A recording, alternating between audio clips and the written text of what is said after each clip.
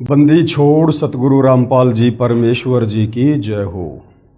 परमपिता परमात्मा सारी सृष्टि के रचनहार कुल मालिक असंख्य ब्रह्मांडों के स्वामी जगत गुरु तीनों लोकों में प्रवेश करके सबका धारण पोषण करने वाले राजाधिराज आत्माधार नाथों के नाथ देवों के देव महादेव सर्वेश्वर महेश्वर मृत्युंजय अजरो अमर आदि अनादि सनातनी प्रभु जगत पिता जगदीश्वर श्री श्री 1008 की उपाधि के वास्तविक अधिकारी अकाल मूर्त शब्द स्वरूपी राम वासुदेव सर्वगतम ब्रह्म परम पूज्य प्रथम पूज्य परम संत परम पुरुष परम धनी परम दयालु सत्य कबीर हक्का कबीर अल्लाहु कबीर अल्लाहु अकबर बाखबर अल्लाह ताला जगत के तारणहार जगत के मुक्तिदाता जगत के जगन्नाथ हारे के सहारे हिंदुओं के राम मुसलमानों के अल्लाह सिखों के वाहेगुरु ईसाइयों के मसीह दया के सागर दयानिधि करुणा के सागर करुणानिधि स्वयंभू परिभू संकट मोचन कष्टहरण मंगल करण दुख भंजन अविगत कबीर निर्विकार निर्विषम परमात्मा अलय अलेख सतगुरु आदि अनादि सतगुरु असली मर्यादा पुरुषोत्तम असली राम असली कृष्ण असली घनश्याम असली मुरारी राजाओं के राजा महाराजाओं के महाराजा शहंशाहों के शहंशाह सम्राटों के सम्राट भगवानों के भगवान अल्लाहों के अल्लाह प्रभुओं के प्रभु मसीहाओं के मसीह सच्चे वाहिगुरु बाबाओं के बाबा पीरों के पीर सेठों के सेठ जगत सेठ सावड़सा सेठ सर्वगुण संपन्न अनंत कोटि कलाओं के स्वामी अनंत कोटि ब्रह्मांडों के नायक योगियों में महायोगी ध्यानियों में महाध्यानी सिद्धों में परम सिद्ध ज्ञानियों में तत्वज्ञानी ब्रह्म ज्ञानी महाज्ञानी परम ज्ञानी सर्वश्रेष्ठ ज्ञानी विज्ञानी युवा कबीर समर्थ कबीर असमवात अमित ओजा सच्चे रहनुमा करीम अल्लाह सुभान अल्लाह दुनिया के अंतिम पैगंबर 8 सितंबर 1951 से गांव धनाना जिला सोनीपत हरियाणा भारतवर्ष की पावन भूमि पे प्रकट रियल कल की भगवान श्री नारायण साकार हरि श्री बाबा साहिब नूर अनंत परमात्मा सच्चे दरवे सच्चे बाखबर संत श्रोमणी सतगुरु रामपाल जी परमेश्वर जी के चरण कमल में आप और हम सभी भाई बहनों का अनंत कोटि दंडवत प्रणाम। सत्साई भाई और बहनों, बहुत बड़ी दया बहुत बड़ी मेहर पूज्य गुरुदेव भगवान की परमेश्वर रामपाल जी की, जिनके शुभ आशीर्वाद से विशेष आशीर्वाद से उन्हीं के कर कमलों द्वारा लिखित पवित्र पुस्तक ज्ञान गंगा के ऊपर वीडियो बनाने की श्रृंखला जारी है। इसी श्रृंखला में आज हमारा ये 12वें नंबर का वीडियो है। अभी तक इस वीडियो में भाई और बहनों आप और हमने अध्यात्म के विषय में बहुत कुछ जाना है समझा है। विशेषकर हमने सृष्टि रचना को समझा है और सृष्टि रचना को समझे बिना हम अध्यात्म को नहीं समझ सकते। चाहे आप कितनी भाषाओं के ज्ञाता हैं, चाहे आप संस्कृत के प्रकांड ज्ञाता हैं, चाहे चारों वेद आपको याद हैं, चाहे गीता जी आपकी उंगलियों पर है, यदि आपको तत्व ज्ञान नहीं है, यदि आप तत्वदर्शी संत की शरण में नहीं हैं, यदि आपको सृष्टि रचना का मौखिक ज्ञान नहीं है, तो आप कभी भी इतने विद्वान होने के बावजूद भी धार्मिक सदग्रंथों को नहीं समझ सकते कि ये धार्मिक सदग्रंथ कोड वर्ड में संकेतों में भक्ति और भगवान के विषय में आखिर हमें क्या समझाना चाहते हैं। तो सृष्टि रचना का ज्ञान होना अति आवश्यक है और ये कंप्लीट सृष्टि रचना इस पवित्र पुस्तक ज्ञान गंगा में सर्व धर्मों के सर्व पवित्र शास्त्रों से प्रमाणित ज्ञान को निकाल कर डालकर बनाई गई है। इस पवित्र पुस्तक ज्ञान गंगा को पढ़ने के बाद भक्ति और भगवान को लेकर किसी भी प्रकार की कोई भी शंका मन में नहीं रह जाती है। इस पवित्र पुस्तक ज्ञान गंगा के अंदर सतगुरु रामपाल जी ने जो अमृत ज्ञान डाला है, उस ज्ञान में किसी भी धर्म का कोई भी धर्म गुरु सुई की नोक रखने जितनी भी कमी निकालने में सक्षम नहीं है। हाँ, अपनी नादानी और अहंकारवश चाहे पूरी पुस्तक को रिजेक्ट कर दीजिएगा, उसमें कोई दिक्कत नहीं है, परंतु तथ्यों के आधार पर आप इस पुस्तक में किसी प्रकार की कोई भी कमी निकालने में सक्षम नहीं है। तो भाई और बहनों, सृष्टि रचना में हमने बहुत कुछ सुना, बहुत कुछ पढ़ा कि किस प्रकार सर्वप्रथम एक अनामी लोक था। उस अनामी लोक में सत्य पुरुष जिनका वास्तविक नाम कबीर देव है, वो स्वयं ही विराजमान थे और उनके एक रोमकूप की रोशनी शंखों सूर्य, शंखों चंद्रमा मिला दो, इससे भी कहीं ज़्यादा। उसके बाद उसी कबीर परमात्मा ने अपने मन में विचार किया, उनको एक ख्याल आया कि मैं नीचे 3 अविनाशी लोकों की रचना और करूं। तो कबीर परमेश्वर ने अनामी लोक, जिसको अकय लोक भी कहते हैं, अनामे लोक भी कहते हैं, उससे नीचे सृष्टि रचना करते हुए 3 अजर अविनाशी लोकों की रचना की। सर्वप्रथम अगम लोक की, उसके बाद अलख लोक की, उसके बाद सतलोक की। अगम लोक में विराजमान होने के कारण वह कबीर परमात्मा अगम पुरुष कहलाए। अलख लोक में विराजमान होने के कारण वही कबीर परमात्मा अलख पुरुष कहलाए और नीचे के सतलोक में विराजमान होने के कारण वही कबीर परमात्मा सत्य पुरुष कहलाए। उसके बाद कबीर परमेश्वर जी ने अपने एक वचन से सतलोक में सर्वप्रथम सृष्टि रचना करते हुए 16 द्वीपों की रचना की। उसके बाद अपने 16 वचनों से अपने 16 पुत्रों की रचना की और अपने प्रत्येक पुत्र को एक एक द्वीप में रहने का आदेश दिया। उसके बाद कबीर परमेश्वर जी ने अपने 12वें नंबर के पुत्र अचिंत से कहा कि बेटा अब आप आगे सतलोक में सृष्टि की रचना करो, और कबीर परमेश्वर ने उसे शब्द शक्ति दी, वचन शक्ति दी। अचिंत ने सृष्टि रचना में सहयोग के लिए एक आत्मा उत्पन्न की अपने वचन से, जिसका नाम अक्षर पुरुष रखा। आगे चलकर जिसको गीता अध्याय 15 श्लोक नंबर 16 में परब्रह्म की संज्ञा भी दी गई है, अक्षर पुरुष की संज्ञा भी दी गई है। अक्षर पुरुष सतलोक में बने एक मानसरोवर में जाकर सो गया। काफ़ी लंबे समय तक निंद्रा से बाहर नहीं आया। तो अचिंत ने कबीर परमेश्वर जी से याचना की कि हे पिताजी, अक्षर पुरुष मानसरोवर में जाकर सो गया है और सृष्टि रचना नहीं हो पा रही है। उसी समय कबीर परमेश्वर जी ने उस मानसरोवर के जल को हाथ में लिया, अपनी वचन शक्ति से एक अंडा बनाया। उस अंडे में अपनी वचन शक्ति से एक आत्मा प्रवेश की और अंडे को मानसरोवर के जल में छोड़ा।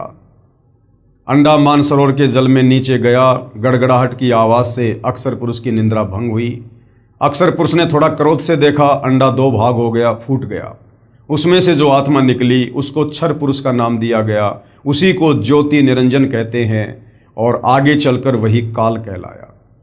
उधर से परमात्मा ने आकाशवाणी की कि ज्योति निरंजन और अक्षर पुरुष तुम दोनों बाहर आओ। अक्षर पुरुष आप निंद्रा में थे, आपको जगाने के लिए ये सारा खेल खेलना पड़ा। दोनों आत्मा मानसरोवर से बाहर आती हैं और कबीर परमेश्वर जी ने कहा कि ज्योति निरंजन और अक्षर पुरुष अब तुम दोनों अपने बड़े भाई अचिंत के द्वीप में रहो। तीनों आत्मा एक द्वीप में रहने लगी। उसके बाद कबीर परमेश्वर जी ने सतलोक में अपनी वचन शक्ति से असंख्य आत्माओं की उत्पत्ति की और बहुत सारी रचना की। काफ़ी समय गुजर जाने के बाद उस ज्योति निरंजन क्षर पुरुष के मन में एक विचार आया कि हमारे बाकी सभी भाई एक एक द्वीप में स्वतंत्र रह रहे हैं और हम तीनों एक द्वीप में हैं। अलग से राज्य प्राप्ति की इच्छा से उसने एक पैर पर खड़ा होकर तप करना शुरू किया। जब 70 युग तक तप किया तो तप करने के दौरान परमेश्वर ने सतलोक में जितने भी आत्माओं को उत्पन्न कर दिया था, ज़्यादातर आत्माएं वहाँ पर उस क्षर पुरुष की उस नादानी पर आसक्त हो गई। जब वो तप कर रहा था हम उसको देखने जाया करते थे, हम उसकी वाहवाही किया करते थे। उधर से कबीर परमात्मा आकाशवाणी करके हमें सावधान किया करते थे कि बच्चों, इस नादान की नादानी को मत देखो। तुम्हें सतलोक में किस चीज़ की कमी है, किस बात की कमी है? तुम मौज करो, मस्ती करो, इसकी नादानी को मत देखो, ये अपने कर्म फोड़ रहा है। परंतु हम ऊपर से तो सावधान हो गए, लेकिन अंदर से हम उस क्षर पुरुष को, ज्योति निरंजन को, आगे चलकर जिसको काल कहा गया, हम उसको अंदर से चाहने लगे। अंतर्यामी परमात्मा ने देख लिया कि ये तमाम आत्माएं जो इस ज्योति निरंजन के ऊपर आसक्त हो रही हैं और मेरे समझाने के बावजूद भी समझ नहीं रही हैं, ये आत्माएं पतिव्रता पद से नीचे गिर चुकी हैं। अब इन आत्माओं को सतलोक में नहीं रखा जा सकता। तो 70 युग तप करने के बाद कबीर परमात्मा जी ने ज्योति निरंजन से पूछा, भाई आपको क्या चाहिए, क्यों तप कर रहे हो? तो ज्योति निरंजन ने कहा कि पिताजी, मैं जहाँ रह रहा हूँ वो जगह मेरे लिए कम है, मुझे अलग से कुछ जगह दीजिए। कबीर परमेश्वर ने 70 युग तप के बदले उसे 21 ब्रह्मांड दे दिए। काल ने 21 ब्रह्मांड प्राप्त किए और अपने ब्रह्मांडों में आकर सैर सपाटे करने लगा। फिर उसके मन में आया कि खाली प्लाट का क्या करूंगा, इसमें कुछ रचना भी होनी चाहिए। रचना सामग्री प्राप्त करने के लिए फिर उसने 70 युग तप किया। और हम नादान आत्माएं जो आज इस काल के 21 ब्रह्मांड में फंसी हुई हैं, ब्रह्मा विष्णु महेश से लेकर दुर्गा से लेकर और ये जितने भी 184 योनियों में जीव जंतु हैं, हम फिर से उसके ऊपर आसक्त हुए। उधर से कबीर परमात्मा हमें सावधान भी करते रहे, लेकिन हम ऊपर से दिखावा करते रहे और अंदर से उस ज्योति निरंजन को चाहते रहे। जब फिर 70 युग तप कर लिया, तब कबीर परमेश्वर ने कहा कि भाई अब आपको क्या चाहिए। तो ज्योति निरंजन ने कहा कि पिताजी मुझे कुछ रचना सामग्री दे दो। कबीर परमेश्वर जी ने उसे 3 गुण और 5 तत्व दे दिए, रजगुण, सतगुण, तमगुण, पृथ्वी, अग्नि, वायु, आकाश और जल। ये उस समय सतलोक में सूक्ष्म रूप में क्षर पुरुष के सबसे बड़े भाई कूरम के मुकुट में थे, सूक्ष्म रूप में थे। कबीर परमेश्वर जी ने काल को उपलब्ध करवा दिए। उसके बाद उसने काफ़ी रचना अपने 21 ब्रह्मांडों में की। बाद में उसके मन में विचार आया कि मेरे अकेले का मन नहीं लग रहा है, कुछ आत्मा भी होनी चाहिए जो मेरे साथ रहें। ये विचार करके उसने 64 युग फिर तप किया। जब 64 युग तप कर लिया तो कबीर परमात्मा जी ने फिर पूछा कि भाई ज्योति निरंजन क्षर पुरुष, आपको जो जो वस्तु चाहिए थी मैंने आपको दे दी हैं, अब और आपको क्या चाहिए, आप क्यों ये हट कर रहे हो। तो उसने कहा पिताजी मेरा अकेले का मन नहीं लगता, मुझे कुछ आत्माएं दे दो। तो कबीर परमात्मा ने कहा कि देख भाई ज्योति निरंजन, ये आत्मा मेरे अंश हैं, मेरे बच्चे हैं, मेरे वचन से मेरे शरीर से उत्पन्न हैं। ये मैं तुझे किसी भी कीमत पर किसी भी जप या तप के बदले नहीं दे सकता। तुझे और कुछ चाहिए तो मांग सकता है। लेकिन ज्योति निरंजन ने कहा कि कुछ आत्माएं हैं जो मेरे साथ जाना चाहती हैं। तो परमात्मा ने कहा कि ठीक है भाई, यदि कोई अपनी इच्छा से तेरे साथ जाना चाहता है तो मैं उसको भेज सकता हूं। ये ज्योति निरंजन और कबीर परमात्मा हम उन तमाम आत्माओं के पास आए जो पहले से काल के ऊपर आसक्त थे। कबीर परमेश्वर जी ने कहा कि भाई कौन कौन आत्माएं हैं जो इस ज्योति निरंजन क्षर पुरुष के 21 ब्रह्मांडों में इसके साथ रहना चाहती हैं, हाथ खड़ा कीजिए। उस समय सन्नाटा छा गया, किसी की भी हिम्मत नहीं हुई। काफ़ी समय गुजर गया। कबीर परमात्मा ने क्षर पुरुष से कहा कि भाई आप तो कह रहे थे कि कुछ आत्माएं मेरे साथ जाने को तैयार हैं, यहाँ तो कोई भी हाँ नहीं भर रहा। सर्वप्रथम एक आत्मा ने हाथ खड़ा किया। देखा सभी आत्माओं ने, आज हम काल के 21 ब्रह्मांड में जो फंसे पड़े हैं, सभी ने हाथ खड़े कर दिए कि कहीं सारी लूट यही एक आत्मा ही ना लूट ले। कबीर परमेश्वर जी ने कहा कि ठीक है भाई ज्योति निरंजन, इन जितनी भी आत्माओं ने तेरे साथ जाने की स्वयं की इच्छा से स्वीकृति दी है, मैं इन सब को तेरे पास अपने तरीके से भेजूंगा। आप अपने 21 ब्रह्मांडों में जाइए। क्षर पुरुष उसी समय अपने 21 ब्रह्मांडों को चल देता है। ये 21 ब्रह्मांड उस समय सतलोक में ही एक कोने में बहुत दूर थे। सर्वप्रथम जिस हंस आत्मा ने हाथ खड़ा करके ज्योति निरंजन के साथ जाने की स्वीकृति दी थी, कबीर परमेश्वर ने उस हंस को एक सुंदर लड़की बनाया, युवा लड़की बनाया, और अपने पुत्र सहजदास से कहा कि बेटा आप इसको क्षर पुरुष के पास जाकर छोड़कर आ जाओ, और जितनी भी आत्माएं थी उन सब को मैंने इसके अंतःकरण में सूक्ष्म रूप में डाल दिया है और मैंने इसको वचन शक्ति दे दी है। ज्योति निरंजन जितनी आत्मा चाहेगा ये बेटी अपने वचन से उत्पन्न करके उसको दे देगी। ये सारी बातें सहजदास ने क्षर पुरुष को बता दी और लड़की को वहीं छोड़कर आ गया। पीछे से क्षर पुरुष के मन में दोष उत्पन्न हुआ, विषय वासना उत्पन्न हुई। लड़की के युवा शरीर को देखकर, रूप रंग को देखकर लड़की उसके मन की बकवाद को भांप गई और कहा कि भाई आप ऐसा ना करो, क्योंकि क्षर पुरुष उसके साथ जबरदस्ती करने लगा। तो जो प्रथम हंस था जिसने हाथ खड़ा किया था, उसको कबीर परमात्मा जी ने आगे चलकर आदि माया, आष्ट्रा, अष्टंगी, 8 भुजा वाली, शेरा वाली, दुर्गा, प्रकृति देवी, इनकी संज्ञा दी है। तो दुर्गा ने कहा कि ज्योति निरंजन आप मेरे बड़े भाई हो, मैं आपकी छोटी बहन हूँ। आपकी उत्पत्ति सर्वप्रथम उसी कबीर परमात्मा ने अंडे से की है, उसके बाद हमारी उत्पत्ति भी अपने वचन से की है। हम रिश्ते में भाई बहन हैं और भाई बहन का ये गंदा कर्म महापाप का भागी होगा। परंतु विषय वासनाओं में आसक्त क्षर पुरुष ने उसकी एक ना सुनी और जबरदस्ती करने का प्रयास करने लगा। उसी समय इस दुर्गा ने, इस माया ने, इस प्रकृति देवी ने सूक्ष्म रूप बनाया और ज्योति निरंजन के मुख के माध्यम से उसके पेट में जा बैठी और कबीर परमेश्वर अपने पिताजी से याचना की कि हे पिताजी मेरी रक्षा करो।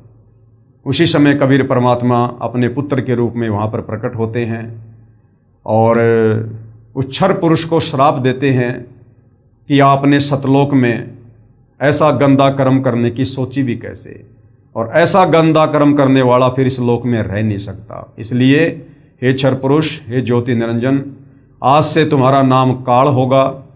उसी समय उसका चेहरा विकराल हो गया, ओछा माथा, लंबे दांत, काला कालोटा चेहरा, विकराल चेहरा। और कबीर परमात्मा ने कहा कि आज के बाद तू 1,00,000 मानव शरीरधारी आत्माओं के सूक्ष्म शरीर से निकली वासना का आहार किया करेगा, ये तेरा भोजन होगा। और तुझे सतलोक से 16 शंख कोश की दूरी पर निष्कासित किया जाता है, तेरे 21 ब्रह्मांडों सहित। उसी समय क्षर पुरुष के 21 ब्रह्मांड वहाँ से विमान की तरह चल पड़े। रास्ते में सहजदास जी का लोक पड़ता है। काल ने सोचा कि मैं यहाँ पर अपने विमान रोकने की प्रार्थना करता हूँ।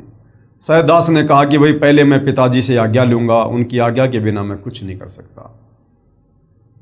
सहजदास ने कबीर परमेश्वर जी से आज्ञा लेनी चाहिए, तो कबीर परमात्मा जी ने साफ साफ मना कर दिया कि उसको यहाँ बिल्कुल भी नहीं रोकना है, तुरंत उसको यहाँ से बाहर करो। सहजदास ने हाथ जोड़ लिए कि भाई कबीर परमात्मा बहुत नाराज हैं और आप यहाँ से तुरंत चले जाओ। काल का 21 ब्रह्मांड, काल, दुर्गा और हम सभी आत्माओं सहित सतलोक से 16 संकोश की दूरी पर आकर यहाँ स्थिर हो गया, उनकी वचन शक्ति से, उनकी शब्द शक्ति से, वैज्ञानिक जिसको गुरुत्वाकर्षण का नाम देते हैं। उसके बाद इस काल ने दुर्गा से कहा कि अब मैं अपनी मनमानी करूंगा, मनमर्जी करूंगा, अब मेरा कौन क्या बिगाड़ लेगा। मेरे साथ में जितना बुरा होना था हो चुका है, मुझे देश निकाला दे दिया गया है।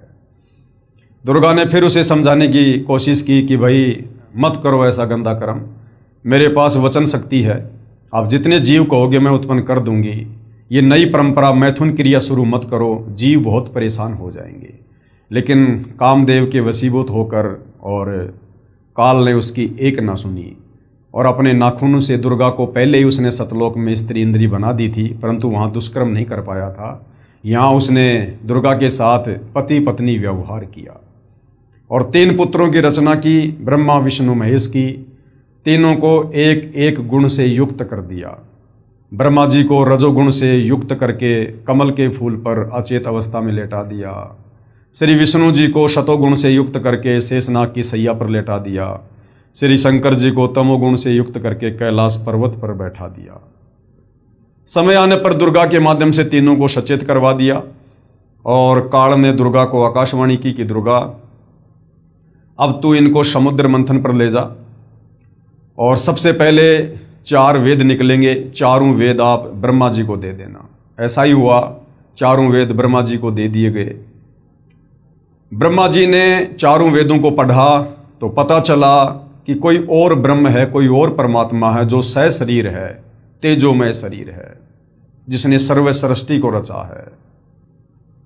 उससे पहले जब ब्रह्मा अपनी माता से पूछा करता था कि माता ये ब्रह्म कौन है, ये परमात्मा कौन है, क्या आप ही हो सारे संसार को रचने वाली, तो दुर्गा कहा करती थी कि बेटा मैं ही सब कुछ हूँ, मैं ही तेरी माँ हूँ, मैं ही तेरा पिता हूँ।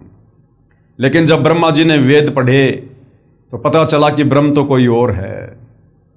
तो दुर्गा से पूछा तो दुर्गा ने सोचा कि ब्रह्मा ने वेद पढ़ लिए हैं, अब झूठ बोलना उचित नहीं होगा। पहले दुर्गा काल के डर से झूठ बोला करती थी। काल ने दुर्गा को सख्त हिदायत दे दी थी कि देख अब मेरी मजबूरी है, मैं किसी को भी अपने वास्तविक काल रूप में दर्शन नहीं दूंगा, वरना इस रहस्य का यदि मेरे तीनों पुत्रों को पता चल गया तो मेरे लिए फिर भोजन कौन तैयार करेगा। तो दुर्गा भी काल के डर के मारे अपने तीनों बेटों को सच्चाई नहीं बताया करती थी।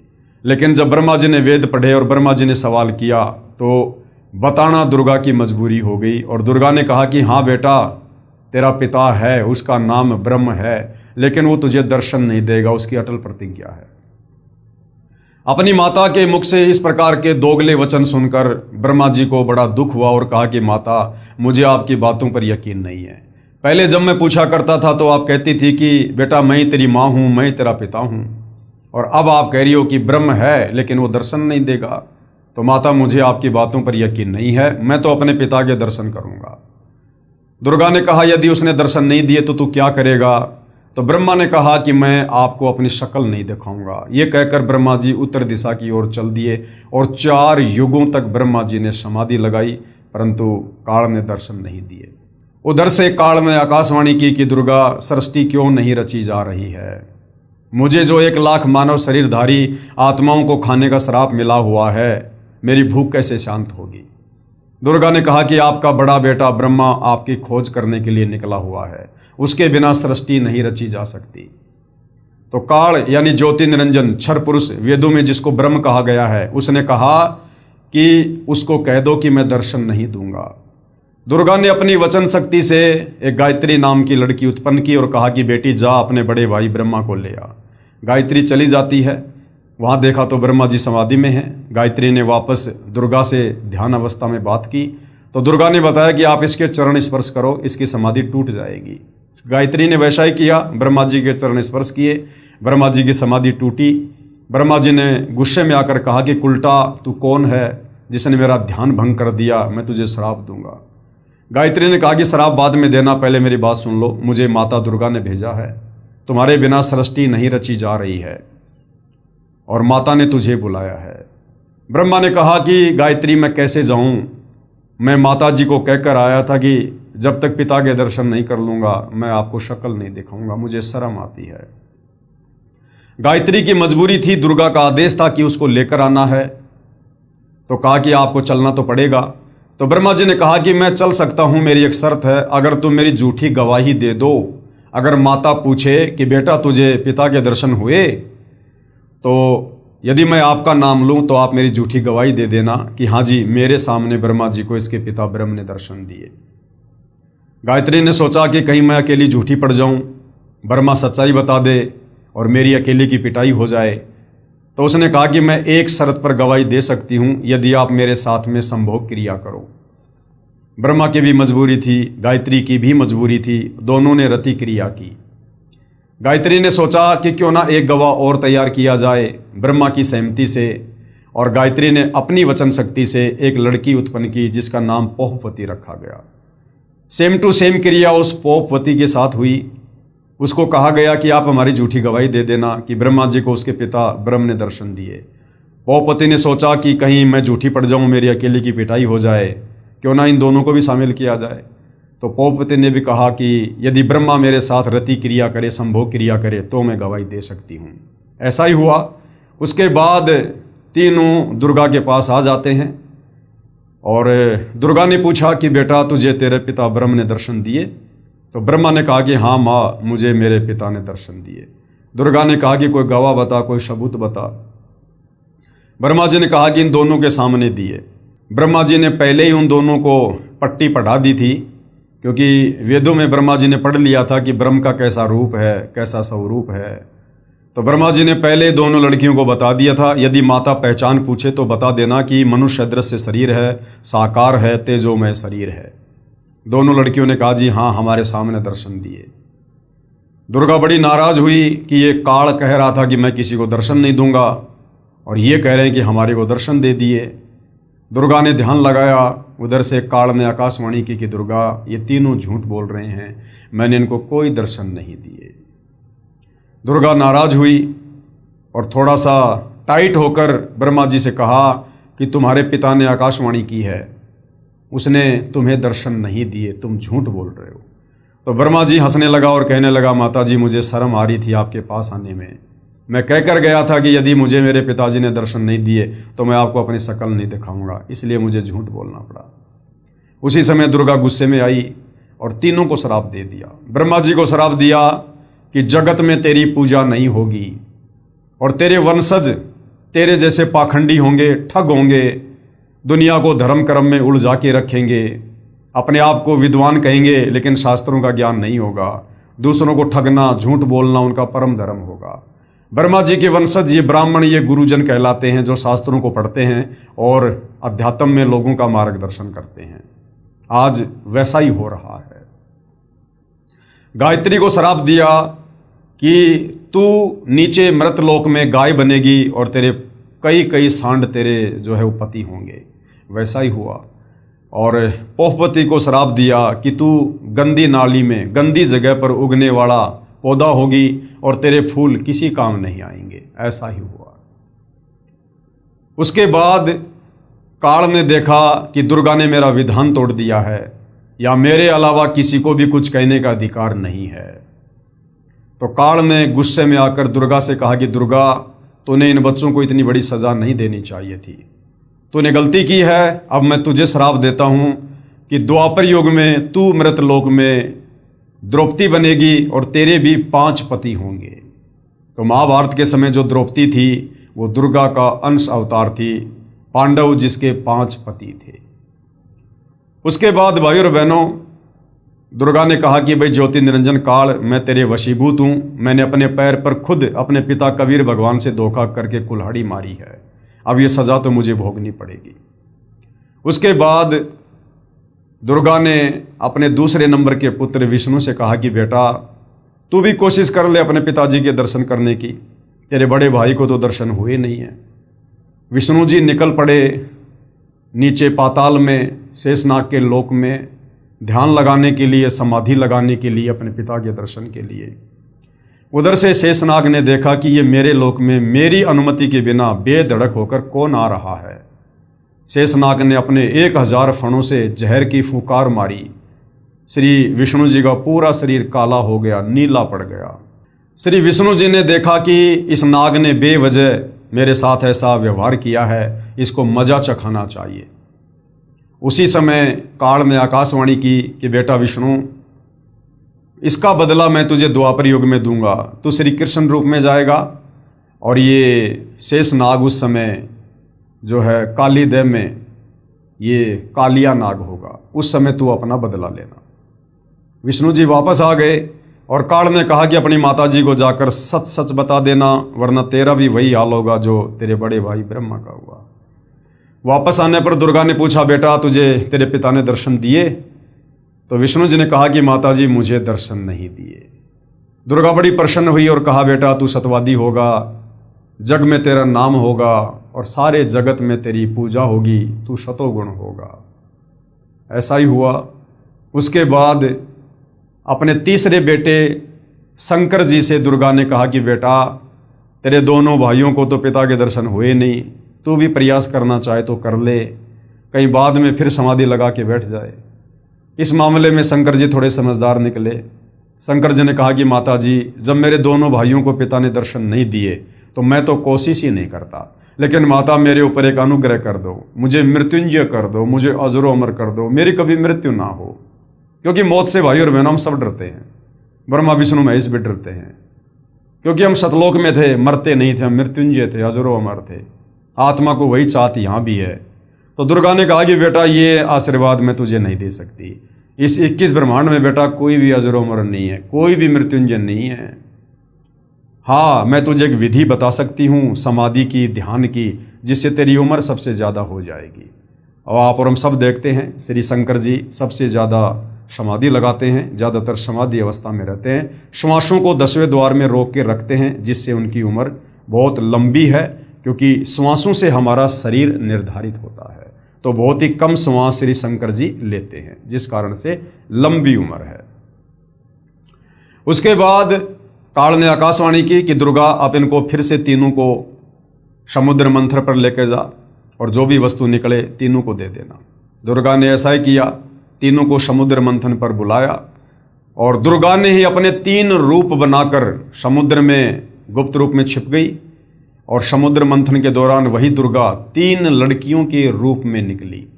सबसे पहले जो लड़की बनी उसका नाम सावित्री रख दिया गया और उसकी ब्रह्मा जी के साथ में शादी कर दी गई और कहा बेटा जाओ अपने लोक में और अपना घर बसाओ। दूसरे नंबर पर जो लड़की निकली उसका लक्ष्मी नाम रखा, श्री विष्णु जी के साथ में शादी कर दी और विष्णु लोक में भेज दिया। तीसरे नंबर पर पार्वती निकली, उमा, वो शंकर जी के साथ में ब्याह दी और कहा बेटा जाओ और अपना घर बसाओ।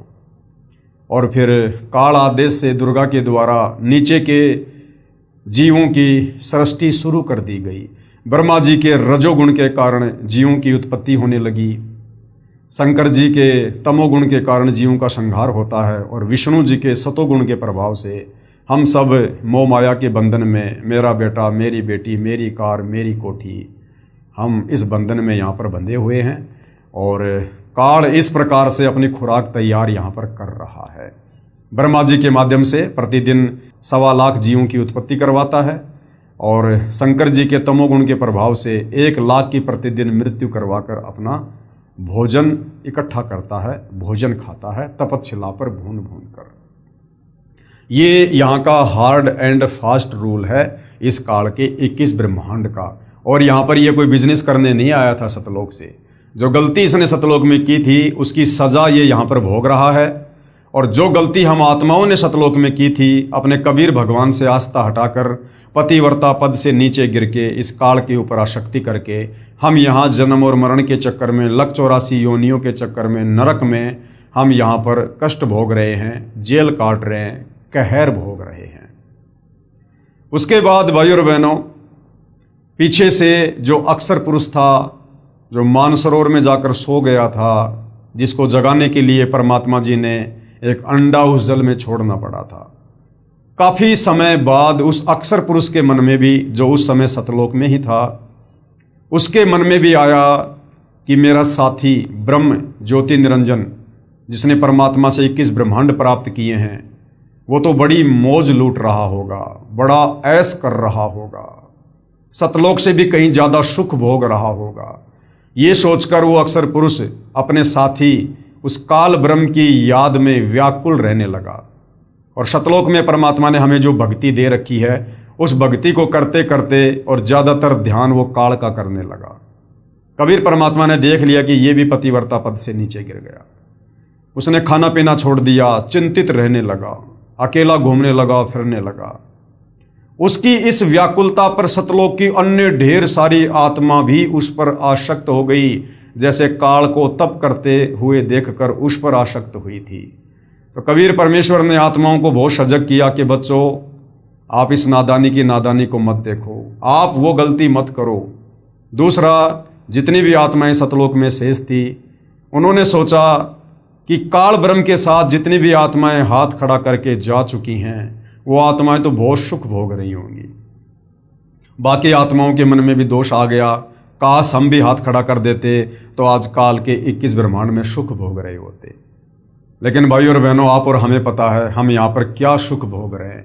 हम तो यहाँ पर कहर भोग रहे हैं, कहर, नरक में भयंकर यातना भोग रहे हैं। मनुष्य जन्म प्राप्त करके भी हम सुखी नहीं हैं। जन्म और मरण का, बुढ़ापे का भयंकर कष्ट भोग रहे हैं। लक 84 योनियों में कभी गंदी नाली के कीड़े बनते हैं, कभी मच्छर बनते हैं, कभी सिंह भेड़िया सांप बनते हैं, कभी गधा कुत्ता सूअर बनते हैं। यहाँ हमारी दुर्गति पे दुर्गति हो रही है। हम तो यहाँ सजा भोग रहे हैं, नरक भोग रहे हैं। लेकिन उन आत्माओं को क्या पता था। और हम आत्माओं के विषय में ये सोचकर कि वो तो काल के 21 ब्रह्मांड में सुख भोग रहे होंगे, उनकी आस्था धीरे धीरे धीरे धीरे और काल के 21 ब्रह्मांड की तरफ हो गई। कबीर परमेश्वर ने देख लिया कि ये सभी आत्माएं पतिव्रता पद से नीचे गिर चुकी हैं, अब इनका सतलोक में रहना उचित नहीं है। तो कबीर परमात्मा जी ने अक्सर पुरुष से कहा कि बेटा आपको क्या चाहिए, क्यों चिंतित हो, किस बात की कमी है आपको। उसने कहा जी मुझे कुछ अलग से राज्य प्रदान कर दो। कबीर परमात्मा ने उसको 7 शंख ब्रह्मांड दे दिए, 7 शंख, नील शंख। और बाकी जितनी भी आत्माएं थी जो अक्सर पुरुष के ऊपर आसक्त हो गई थी, उसकी व्याकुलता पर कबीर परमेश्वर ने वही खेल खेला। अक्सर पुरुष ने कहा जी मुझे भी कुछ आत्मा दे दो। परमात्मा ने कहा देख बेटा आत्मा नहीं दे सकता, अगर कोई तेरे साथ अपनी इच्छा से जाना चाहते हैं तो मैं दे सकता हूं। तो काफी आत्माएं उसके ऊपर आसक्त हो चुकी थी। तो कबीर परमेश्वर जी ने तमाम आत्माओं से कहा कि बच्चों कौन कौन इसके साथ जाना चाहता है। असंख्य आत्माओं ने हाथ खड़े कर दिए और सर्वप्रथम जिस हंस आत्मा ने हाथ खड़ा किया उसकी पहले की बात ही एक सुंदर युवा लड़की बनाया और अक्षर पुरुष के पास भेज दी। परमात्मा देखना चाहते थे कि अक्षर पुरुष भी वही गलती करेगा जो उच्छर पुरुष ने की, लेकिन अक्षर पुरुष ने वो गलती नहीं की। और अक्षर पुरुष ने जो प्रथम हाथ खड़ा करने वाली हंस आत्मा को कबीर परमात्मा ने युवा लड़की बनाया था, जिसको ईश्वरी माया का नाम दिया गया। उस ईश्वरी माया की सहमति से, उसकी रजा से उन दोनों ने शारीरिक संबंध बनाए, जिस कारण से अक्षर पुरुष के लोक में तपतशिला का कष्ट नहीं है। अक्षर पुरुष को 1,00,000 मानव शरीरधारी आत्माओं को नित खाने का श्राप नहीं लगा, परंतु शतलोक से अवश्य उनको निष्कासित कर दिया गया और तमाम आत्माओं को। और अक्षर पुरुष के लोक में भी वही सजा है, एक तपतशिला को छोड़कर, जो सजा आप और हम यहाँ काल के 21 ब्रह्मांड में भोग रहे हैं। जन्म मरण का कष्ट, नरक का कष्ट, स्वर्ग में जाना, लक 84 योनियों में गधा कुत्ता सुअर बनना, और कर्म आधार से जो है सारे कार्य होना, और रोजी रोटी के लिए मेहनत करना, मजदूरी करना, सारे कार्य वहाँ भी ज्यों के त्यों हैं जैसा यहाँ पर काल के 21 ब्रह्मांड में है। उसके बाद भाइयों और बहनों, हम तमाम आत्माएं, वो चाहे काल के 21 ब्रह्मांड में हों, चाहे अक्षर पुरुष के साथ संग ब्रह्मांडों में हों, हम यहाँ पर अपने कर्म भोगने लगे, कष्ट भोगने लगे, और आत्मा अपने परमात्मा को रह रहकर याद करने लगी। तो कबीर परमेश्वर बड़े दयालु हैं, बड़े रहनुमा हैं, उनसे हमारा कष्ट देखा नहीं गया। और कबीर परमात्मा रह रहकर और इस काल के 21 ब्रह्मांड में अपने पुत्रों का रूप बनाकर आते रहते हैं, हमें संभालते रहते हैं। तत्वदर्शी संत के रूप में आकर सतगुरु बनकर हमें यहाँ पर सच्चा ज्ञान देते हैं, सृष्टि रचना बताते हैं कि बच्चों तुम कैसे सतलोक में रहा करते थे, कितने सुख भोगा करते थे, सतलोक में कैसे कैसे सुख हैं, और तुम अपनी गलती से सतलोक के सुखों को ठोकर मारकर इस काल के जाल में फंसकर यहाँ पर जेल काट रहे हो, नरक भोग रहे हो। अब भी अगर तुम मेरी बात मान जाओगे, मेरे वचनों पर विश्वास करोगे, मेरे द्वारा दी गई भक्ति करोगे, मेरे कहे अनुसार चलोगे, तो मैं तुम्हें इस काल के 21 ब्रह्मांड से बाहर कर दूंगा, मैं तुम्हें शतलोक बैठा दूंगा, तुम्हारे निज लोक में वापस पहुंचा दूंगा, जहां सर्व सुख है, जहां कभी बुढ़ापा नहीं है, वहां मृत्यु नहीं है, वहां लक 84 योनियों का कष्ट नहीं है, वहां पर रोजी रोटी का कोई झंझट नहीं है, सब कुछ अपने पिताजी के भंडार से तुम्हें मिलेगा। जिन आत्माओं ने कबीर परमेश्वर जी के वचनों पर विश्वास किया, उन आत्माओं का उन्होंने उद्धार किया। और आज पुनः भाइयों और बहनों, आप और हमारा परम सौभाग्य, वही कबीर परमात्मा जी, सारी सृष्टि के मालिक, जिन्होंने 7 संग ब्रह्मांड अक्षर पुरुष को दिए, 21 ब्रह्मांड इस काल ज्योति निरंजन को दिए, और जिसने ऊपर के चारों अविनाशी लोकों की रचना की, सर्व ब्रह्मांडों का कुल मालिक है। वेद, गीता, कुरान, पुराण, बाइबल, गुरु ग्रंथ साहिब जिसकी महिमा गाते हैं, आज वही कबीर परमात्मा, कबीर अल्लाह इस धरती पर 8 सितंबर 1951 को सतगुरु रामपाल जी के नाम से पुनः जगत गुरु, तत्वदर्शी, सतगुरु बनकर प्रकट है। हमें वही सृष्टि रचना सुना रहे हैं, पढ़ा रहे हैं, ताकि हम अपने पिता के वचन पर यकीन कर सकें और इस काल के कष्टों से परिचित होकर हम सतलोक जाने की तैयारी कर सकें। जो जो आत्माएं उनके वचनों पर विश्वास कर लेंगी, आजीवन मर्यादा में रहकर भक्ति करेंगी, उन आत्माओं का ही कल्याण संभव है। तो भाइयों और बहनों, आप और हमें कैसे यकीन हो कि ये सृष्टि रचना सही है, जो पवित्र पुस्तक ज्ञान गंगा में सतगुरु रामपाल जी ने हमें बताई है, हमें समझाई है। जिस सृष्टि रचना पर यकीन किए बिना हम वापस सतलोक नहीं जा सकते हैं, इसके लिए सतगुरु रामपाल जी ने इस पवित्र पुस्तक ज्ञान गंगा से हमारे को बहुत सारे धर्मशास्त्रों से प्रमाण दिए हैं। वेदों से हमारे को सृष्टि रचना को प्रमाणित करके दिखाया है। पवित्र श्री मद् भगवत गीता जी से सृष्टि रचना को प्रमाणित करके दिखाया है। हमारे को ईसाइयों की बाइबल से, मुसलमानों की कुरान शरीफ से और अन्य जितने भी धार्मिक ग्रंथ हैं, उन सब से हमारे को प्रमाणित करके दिखाया है। बहुत सारे महापुरुष जिनको कबीर परमात्मा रह रहकर सतलोक से चलकर गति करके धरती पर प्रकट होकर जिनको जिंदा महात्मा के रूप में मिलते हैं, ये परमात्मा चारों युगों में आते हैं। सतयुग में सतसुकृत नाम से आए, त्रेता में मुनिंद्र नाम से आए, द्वापर में करुणा में ऋषि के नाम से आए, आज से 650 साल पहले कलयुग के प्रथम चरण में कबीर नाम से आए। रह रहकर परमेश्वर ने इसी सृष्टि रचना का ज्ञान दिया जो आज सर्व धर्मशास्त्र उसका समर्थन कर रहे हैं। तो भाइयों और बहनों, आदरणीय गरीबदास जी, धर्मदास जी, मलुकदास जी, नानक जी, गीसादास जी, बहुत सारे महापुरुष हैं जिनको कबीर परमात्मा सीधे सतलोक से चलकर पृथ्वी पर आकर मिले, उनको सृष्टि रचना समझाई, उनको नाम दीक्षा दी और उनकी आत्मा को शरीर से निकालकर सर्व ब्रह्मांडों की सैल करवाई, उनको सतलोक दिखाया और सर्व बातों से परिचित करवाया कि बच्चों तुम यहाँ रहा करते थे, सर्व प्राणी यहाँ रहा करते थे, तुम अपनी गलती के कारण आज वहाँ पर मृतलोक में काल के किस ब्रह्मांडों में कष्ट भोग रहे हो। और उन महापुरुषों ने फिर कबीर परमेश्वर की रजा से, उनकी दया से और कलम तोड़ महिमा उस अमृत ज्ञान की अपने ग्रंथों के माध्यम से की है। आपको आदरणीय धर्मदास जी की जो लेखनी से लिखित कबीर सागर है, जिसको पांचवा वेद सूक्ष्म वेद भी कहते हैं, आपको उसमें भी दिखाया गया कि जो सृष्टि रचना कबीर परमात्मा ने 650 साल पहले धर्मदास जी के माध्यम से कबीर सागर में लिखवाई थी, आज हर धर्म के धर्म ग्रंथ वेद, गीता, कुरान, पुराण उसका ज्यों का त्यों समर्थन कर रहे हैं। आदरणीय गरीबदास जी के सदग्रंथ साहिब से आपको वाणियाँ बताई गई सृष्टि रचना को लेकर, हमारे शास्त्र उसका ज्यों का त्यों समर्थन कर रहे हैं। तो भाइयों और बहनों, आप और हमें यकीन होना चाहिए, विश्वास हो जाना चाहिए कि आज वर्तमान में सतगुरु रामपाल जी जो बातें हमें सृष्टि रचना को लेकर बता रहे हैं, अध्यात्म को लेकर बता रहे हैं, भक्ति और भगवान को लेकर बता रहे हैं और सर्व धर्मशास्त्र उसका समर्थन कर रहे हैं, तो बात ज्यों की त्यों है। और यदि हमने काल के कहर से बाहर निकलना है, 21 ब्रह्मांडों के इस जन्म मरण के दीर्घ रोग से छुटकारा पाना है, लख 84 योनि के कष्टों से, नरक की यातनाओं से छुटकारा पाना है, तो हमने अपने गुरुदेव पर पूर्ण विश्वास करना होगा। उनकी भक्ति को हमने रुचि लेकर लगन के साथ समर्पित होकर मर्यादाओं में रहकर करनी पड़ेगी। और इसी जगत गुरु तत्वदर्शी सतगुरु रामपाल जी की रजा से, इनकी मेहरबानी से हम सतलोक जा सकते हैं। तो लास्ट में भाइयों और बहनों, एक महापुरुष और बच जाते हैं जो पंडित रामानंद जी के नाम से जाने जाते हैं, जिनका जन्म आज से लगभग 650 साल पहले हुआ, कबीर जी के समकालीन थे। और कबीर जी ने उस आत्मा को 650 साल पहले अपना मुंह बोला गुरु धारण किया था, गुरु शिष्य परंपरा को बनाए रखने के लिए। अन्यथा जगत गुरु कबीर जी को, सारी सृष्टि के मालिक को गुरु बनाने की कोई आवश्यकता नहीं है।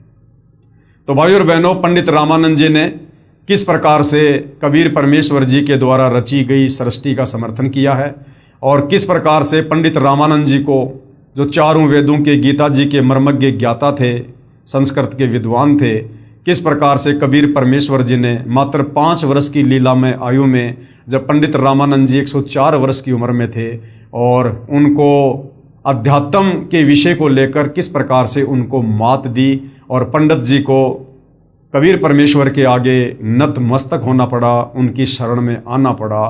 तो भाइयों और बहनों, आज हम पंडित रामानंद जी और कबीर परमेश्वर जी के विषय को लेकर कुछ जानकारियां प्राप्त करेंगे।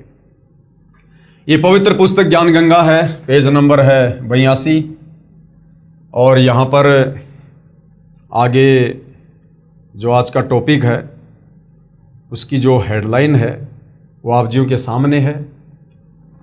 कबीर प्रभु यानी कबीर परमात्मा, कबीर परमेश्वर द्वारा आदरणीय रामानंद जी के आश्रम में 2 रूप धारण करना। देखो भाइयों और बहनों, यहाँ पर स्वामी शब्द लिखा हुआ है। ये स्वामी शब्द इसलिए लिखा गया है क्योंकि कबीर परमेश्वर जी ने 650 साल पहले आदरणीय रामानंद जी को गुरु शिष्य परंपरा बनाए रखने के लिए, संसार में दिखावे के लिए और अपना गुरु धारण किया था। इसलिए वो अपने मुंह बोले गुरुदेव को स्वामी कहकर संबोधित किया करते थे। और गुरु केवल इसलिए धारण किया था भाइयों और बहनों कि इस पृथ्वी पर गुरु बनकर ही ज्ञान दिया जा सकता है, तो गुरु शिष्य परंपरा बनी रहे। अगर कबीर जी 650 साल पहले जो स्वयं जगत गुरु हैं, उनको गुरु की आवश्यकता नहीं, अगर वे गुरु ना बनाते और आज यदि सतगुरु रामपाल जी हमारे गुरु बनकर हमें ज्ञान देते और वही कबीर जी का ज्ञान बताते, तो ये नकली संत काल प्रेरणा से हमें भक्ति नहीं करने देते और हमें विचलित कर देते कि भक्ति करने के लिए गुरु बनाने की क्या आवश्यकता है। कबीर जी ने कौन सा 650 साल पहले गुरु बनाया था। इसलिए गुरु शिष्य परंपरा को बनाए रखने के लिए परमात्मा ने एक लीला की थी। तो कबीर परमेश्वर जी अपने शब्दों में अपने मुंह बोले गुरुदेव को स्वामी कह रहे हैं, जबकि आज वर्तमान में हमारे स्वामी, हमारे गुरु, हमारे परमात्मा सतगुरु रामपाल जी हैं। उनके अलावा यदि हम किसी को स्वामी कहकर संबोधित करेंगे तो भाइयों और बहनों, अध्यात्म की दृष्टि से ये उचित नहीं है। तो हम स्वामी की जगह श्री शब्द यूज करेंगे, आदरणीय शब्द यूज करेंगे, पंडित शब्द यूज करेंगे। कबीर परमात्मा द्वारा आदरणीय रामानंद जी के आश्रम में 2 रूप धारण करना। एक दिन आदरणीय रामानंद जी का कोई शिष्य कहीं पर सत्संग कर रहा था। कबीर साहिब वहां पर चले गए। वहां ऋषि जी श्री विष्णु पुराण की कथा सुना रहा था। वह कह रहा था कि भगवान विष्णु जी सारी सृष्टि के रचनहार हैं। जैसा पंडित रामानंद जी ने अपने शिष्यों को पाठ पढ़ाया था, क्योंकि वो विष्णु जी के उपासक थे, तो विष्णु जी की महिमा आगे उनके शिष्य किया करते थे, जगह जगह जाकर कथा सुनाया करते थे। तो ऐसा ही एक शिष्य विष्णु जी की कथा कर रहा था और कह रहा था कि श्री विष्णु जी ही सारी सृष्टि के रचनहार हैं, यही पालन करता हैं, यही राम और श्री कृष्ण रूप में अवतार आने वाली परम शक्ति हैं, ये अजन्मा हैं, श्री विष्णु जी के कोई माता पिता नहीं है। जबकि हमने सृष्टि रचना में पढ़ा कि ये काल और दुर्गा, ये ब्रह्मा विष्णु महेश के माता पिता हैं। इस काल ने दुर्गा के साथ पति पत्नी व्यवहार करके 3 पुत्रों की रचना की, ब्रह्मा विष्णु महेश की, अर्थात ब्रह्मा विष्णु महेश का जन्म हुआ है, इनकी मृत्यु होती है। पवित्र गीता जी अध्याय 14 श्लोक नंबर 3 और 4 इसके जो है ये प्रमाण है। कबीर ईश्वर यानी कबीर ईश्वर ने ये सारी चर्चा सुनी। 5 वर्ष की लीला में आयु में उस समय कबीर परमात्मा उस कथा में बैठे हुए थे। उन्होंने सारी कथा सुनी। सत्संग के बाद कबीर परमेश्वर ने कहा, ऋषि जी क्या मैं एक सवाल पूछ सकता हूं? ऋषि जी ने कहा कि हाँ बेटा पूछो। वहां सैकड़ों की संख्या में भक्तजन उपस्थित थे। अब वो भक्तजन कौन थे? बेचारे अनपढ़ थे, जुलाहे थे, कोई पंडित जी थे, कोई अन्य जाति से थे, जिनको संस्कृत का ज्ञान नहीं था, जिनको शास्त्रों का ज्ञान नहीं था। जैसा पंडित जी सुना दिया करते थे लोग वैसा ही मान लिया करते थे। तो वहां सैकड़ों की संख्या में भक्तजन उपस्थित थे। कबीर देव ने कहा कि आप विष्णु पुराण से सत्संग सुना रहे थे कि श्री विष्णु जी परम शक्ति हैं, इन्हीं से ब्रह्मा और शिव की उत्पत्ति हुई है। ऋषि जी ने कहा कि मैं जो सुनाता हूं विष्णु पुराण में ऐसा ही लिखा हुआ है। कबीर साहिब जी ने कहा कि ऋषि जी मैंने तो आपसे संशय निवारण के लिए प्रार्थना की है, आप शुभ मत होइए। यानी पंडित जी ने थोड़ा गुस्से में आकर कहा कि बालक मैं वही सुना रहा हूं जो इसमें विष्णु पुराण में लिखा है, तो मेरे को झूठा समझ रहा है क्या? तो 5 वर्ष की लीला में आयु में कबीर परमात्मा ने कहा कि पंडित जी नाराज मत होइए, मैं तो आपसे सवाल कर रहा हूं। और कबीर परमात्मा ने कहा एक दिन मैंने शिव पुराण सुना था, यानी आपके जैसा कोई पंडित था, शिव पुराण की कथा कर रहा था। उसमें वह महापुरुष सुना रहे थे कि भगवान शिव से विष्णु और ब्रह्मा की उत्पत्ति हुई है, और तुम कह रहे हो कि श्री विष्णु जी से ब्रह्मा और शिव की उत्पत्ति हुई। आप तो उल्टा बता रहे हो। और इस बात का जो प्रमाण है वो वर्तमान में कहां है भाइयों और बहनों? जो बातें कबीर परमात्मा ने पंडित रामानंद जी के शिष्य से पूछी थी, आज उसका प्रमाण कहां है? उसका प्रमाण श्री पवित्र शिव पुराण रुद्र संहिता अध्याय 6 तथा 7 में और गीता प्रेस गोरखपुर से प्रकाशित वो पुस्तक जो आज हम सभी के हाथों में है। देवी भागवत के 3रे स्कंद में लिखा है कि देवी यानी दुर्गा, देवी कौन? दुर्गा प्रकृति देवी। इन तीनों कौन? ब्रह्मा विष्णु शिव की मां है। और ये तीनों नाशवान हैं, ब्रह्मा विष्णु महेश तीनों नाशवान हैं, इनका जन्म और मृत्यु होती है, अविनाशी नहीं है, अर्थात ये अजरो अमर नहीं है। ऋषि जी निरुत्तर हो गए।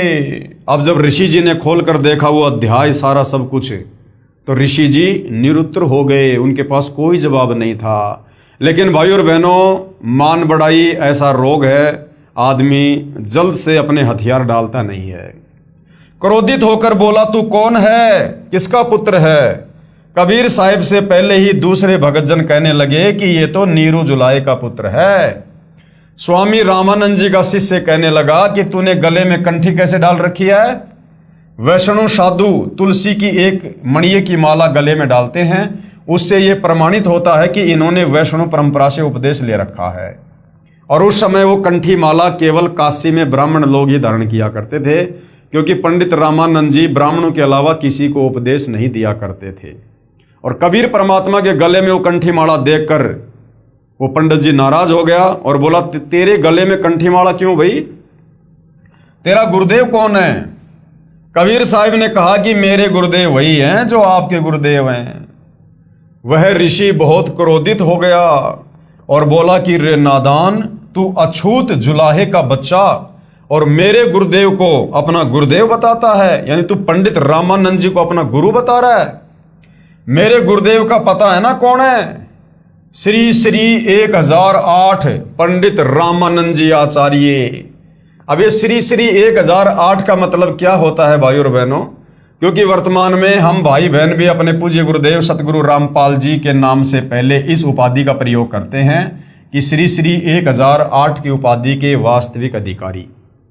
तो भाई और बहनों, वर्तमान में इस पूरे विश्व में यदि कोई महापुरुष श्री श्री 1008 की उपाधि के वास्तविक अधिकारी हैं तो जगत गुरु तत्वदर्शी सतगुरु रामपाल जी हैं।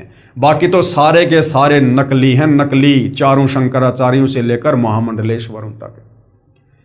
क्योंकि हिंदू दर्शन में श्री श्री 1008 की उपाधि उसको दी जाती है, उस महापुरुष को दी जाती है जो वास्तव में उस ब्रह्म से परिचित होता है, जो ब्रह्म ज्ञान से परिचित होता है, जो सर्व धर्म शास्त्रों से, वेदों से, गीता जी से भली भांति परिचित होता है।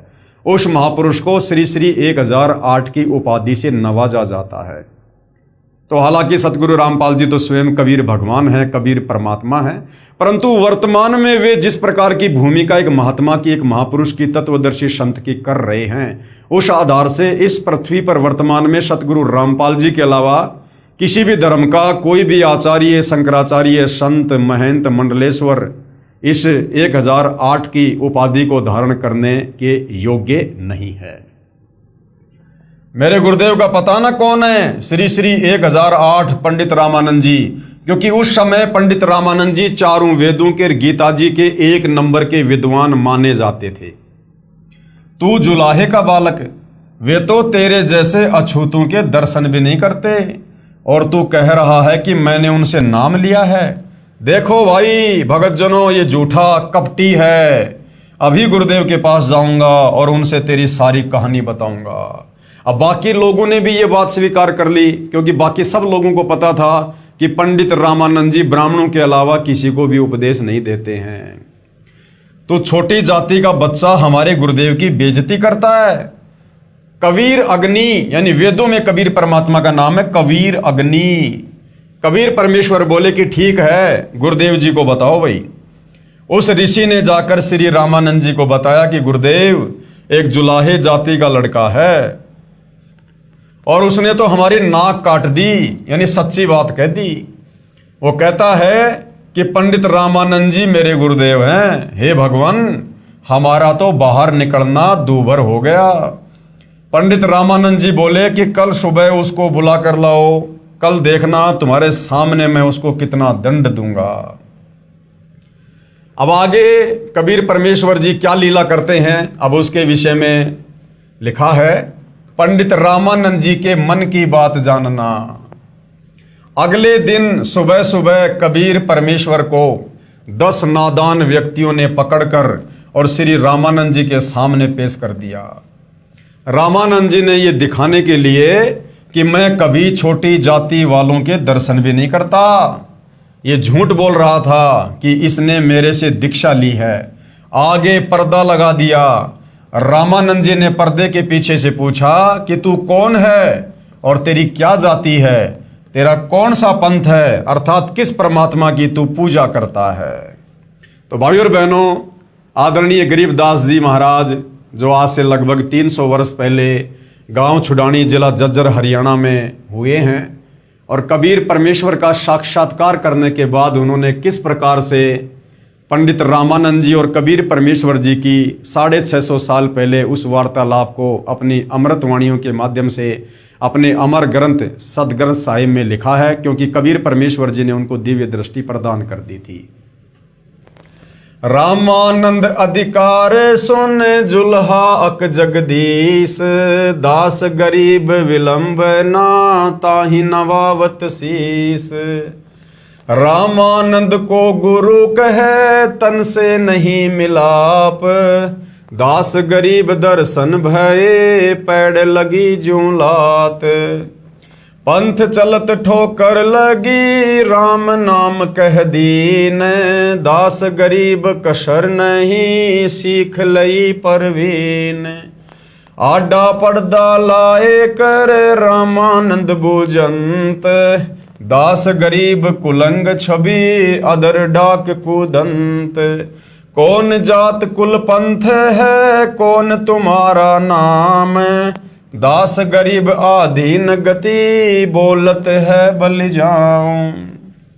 अब कबीर परमेश्वर जी ने क्या जवाब दिया अपने गुरुदेव को, मुंह बोले गुरुदेव को। उत्तर कबीर जी का, जाति हमारी जगत गुरु परमेश्वर पद पंथ, दास गरीब लिखित पर नाम निरंजन कंत। फिर पंडित रामानंद जी क्या बोले, रे बालक सुन दुर्बुद्धि घटमट तन आकार, दास गरीब दर्द लग्या हो बोले सिरजनहार। तुम मन के पालवा जुल्हे के घर बास, दास गरीब अज्ञान गति एतो दृढ़ विश्वास। मान बढ़ाई छाड़ कर बोलो बालक बैन, दास गरीब अधम मुखी एता तुम घट फैन। तर्क तलु से बोलते रामानंद सुर ज्ञान, दास गरीब कुजात है आखिर नीच निदान। परमेश्वर कबीर जी ने प्रेम पूर्वक उत्तर दिया और क्या कहा, मैं के बदन खुलास कर सुन स्वामी परवीन, दास गरीब मनी मरे मैं आजिज आधीन। मैं अविगत गत से परे चार वेद से दूर, दास गरीब दसों दिशा सकल सिंध भरपूर। सकल सिंध भरपूर हूँ खालिक हमरा नाम, दास गरीब अजाति हूँ तैजु कहा बलि जाऊं। जाति पाति मेरे नहीं नहीं बस्ती नहीं गाम, दास गरीब अनीन गति नहीं हमारे नाम। नाद बिंद मेरे नाही नहीं गुदा नहीं गात, दास गरीब शब्द सजा नहीं किसी का साथ। सब संगी बिछरू नहीं आदि अंत बहु जाही, दास गरीब सकल वशों बाहर भीतर माही। ए स्वामी सृष्टा में सृष्टि हमारे तीर, दास गरीब अधर बसूं अविगत सत्य कबीर। पोमी धरनी आकाश में मैं व्यापक सब ठोर, दास गरीब न दूसरा हम समतुल नहीं और। हम दासन के दास हैं करता पुरुष करीम, दास गरीब अवधूत हम ब्रह्मचारी सीम। सुन रामानंद राम हम मैं बावन नरसिंह, दास गरीब कली कली हम ही से कृष्ण अभंग। हम ही से इंद्र कुबेर है ब्रह्मा विष्णु महेश, दास गरीब धर्म ध्वजा धरणी रसातल शेष। सुन स्वामी सतभाख हूँ झूठ न हमरे रिंच, दास गरीब हम रूप बिना और शकल पर पंच।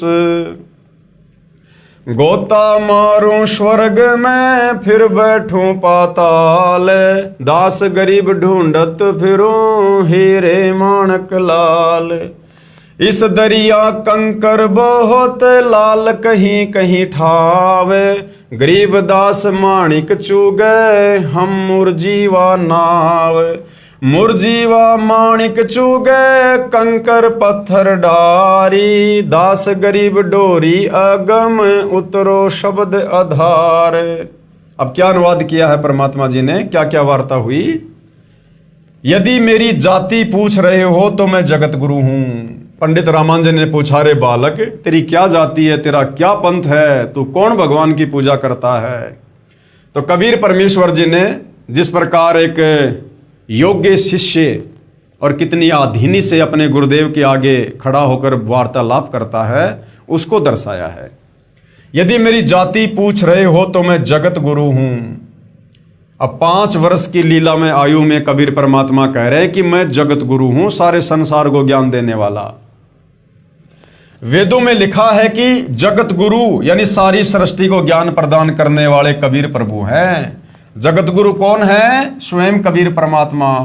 तो वर्तमान में धरती पर जगत गुरु की वास्तव में सत्य भूमिका कौन कर रहे हैं? सतगुरु रामपाल जी। और जगत गुरु कौन हो सकते हैं? जगत गुरु सारी सृष्टि को ज्ञान प्रदान करने वाले कबीर प्रभु। और परमात्मा ने कहा कि मेरा पंथ क्या है, किस परमेश्वर का मैं मार्गदर्शन करता हूं। इसके उत्तर में कबीर जी ने कहा, मेरा परमेश्वर पंथ है। मेरा पंथ क्या है? परमेश्वर, यानी पूर्ण ब्रह्म की जानकारी मैं उपलब्ध करवाता हूं। ईश, ईश्वर और परमेश्वर। ईश कहते हैं इस ब्रह्म को, काल को, और ईश्वर कहते हैं इस अक्षर पुरुष को, पर ब्रह्म को, और परमेश्वर हैं कबीर परमात्मा, परम अक्षर ब्रह्म। ईश, ईश्वर, परमेश्वर। दूसरे शब्दों में इनको ब्रह्म, परब्रह्म और पूर्ण ब्रह्म। और तीसरे शब्दों में क्षर पुरुष, अक्षर पुरुष और परम अक्षर पुरुष। मैं उस सर्वोच्च शक्ति, सुप्रीम पावर परमेश्वर का मार्गदर्शन करने आया हूं, कि मैं सतलोक की जानकारी देने आया हूं। मेरा परमेश्वर पंथ है। जो अनंत कोटि ब्रह्मांड के रचयिता और धारण पोषण करने वाले हैं। वेदों में जिसको कबीर देव, कबीर अग्नि आदि नामों से संबोधित किया है। ईश व क्षर पुरुष तो ब्रह्म को कहा जाता है। ईश या क्षर पुरुष ये किसको कहा जाता है? इस ब्रह्म को, इस काल को कहा जाता है, जो केवल 21 ब्रह्मांड का ही स्वामी है। फिर परब्रह्म व अक्षर पुरुष ये ईश्वर को कहा जाता है। ईश्वर, परब्रह्म व अक्षर पुरुष को ईश्वर कहा जाता है, जो 7 संग ब्रह्मांडों का स्वामी है। तथा परम अक्षर पुरुष को पूर्ण ब्रह्म व परमेश्वर कहा जाता है, जो असंख्य ब्रह्मांडों का स्वामी है, अर्थात कुल का मालिक है। और इसलिए कबीर जी ने श्री रामानंद जी से कहा कि मेरा पंथ परमेश्वर की प्राप्ति वाला है।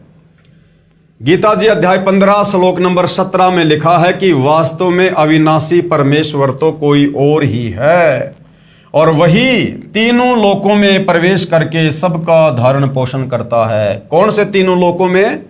ऊपर के जो लोक परमात्मा ने रचे थे 3 लोक, अजरो अविनाशी, अगम लोक, अलख लोक, सतलोक, उन लोकों में निवास करने वाली जितनी भी आत्माएं हैं उन सब का पालन पोषण कबीर परमात्मा ही करते हैं। तो ऊपर के तीनों लोकों को एक लोक की संज्ञा दी गई है। उसके बाद परब्रह्म के 7 संग ब्रह्मांडों को एक लोक की संज्ञा दी गई है। फिर इस काल ब्रह्म के 21 ब्रह्मांडों को भी एक लोक की संज्ञा दी गई है। इस प्रकार ये 3 लोक हैं, काल के 21 ब्रह्मांड, अक्षर पुरुष के 7 संग ब्रह्मांड और ऊपर के लोक।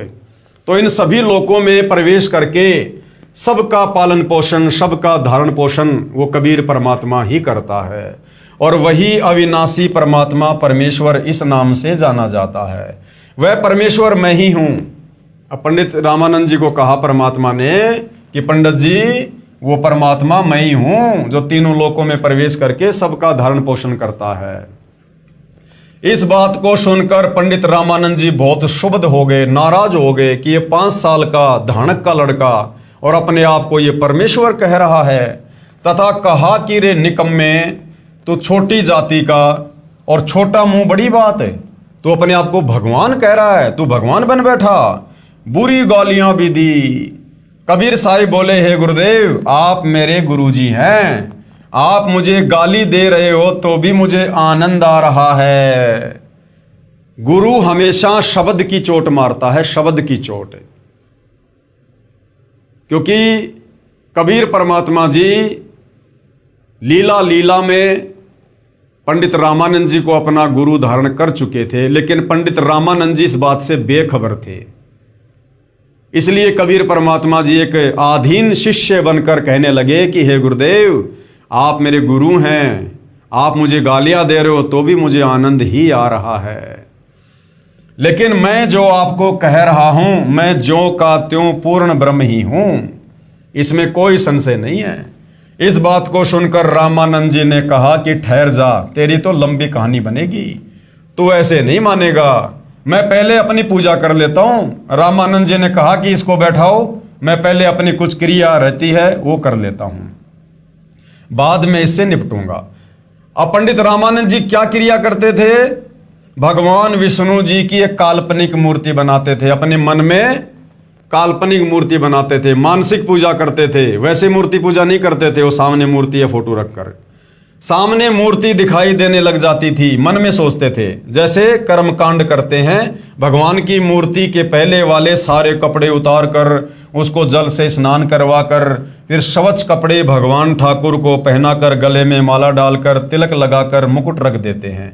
रामानंद जी कल्पना कर रहे थे, कल्पना करके भगवान की काल्पनिक मूर्ति बनाई, श्रद्धा से जैसे नंगे पैरों जाकर आप ही गंगा जल लाए हों, ऐसी अपनी भावना बनाकर ठाकुर जी की मूर्ति के कपड़े उतारे, फिर स्नान करवाया तथा नए वस्त्र पहना दिए, तिलक लगा दिया, मुकुट रख दिया और माला यानी कंठी डालनी भूल गए।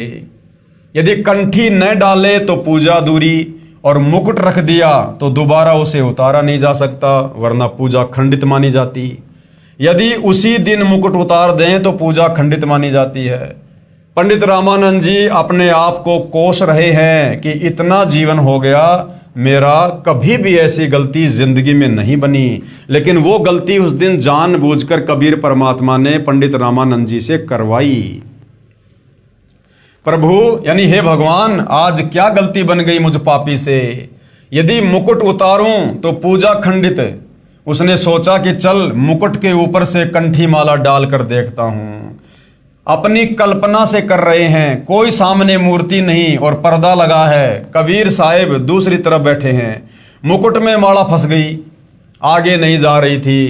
तब रामानंद जी ने सोचा अब क्या करूं, हे भगवान, आज तो मेरा सारा दिन ही व्यर्थ गया, आज की मेरी भक्ति कमाई व्यर्थ गई, क्योंकि जिसको परमात्मा की कसक होती है उसका एक नित्य नियम भी रह जाए तो उसको दर्द बहुत होता है।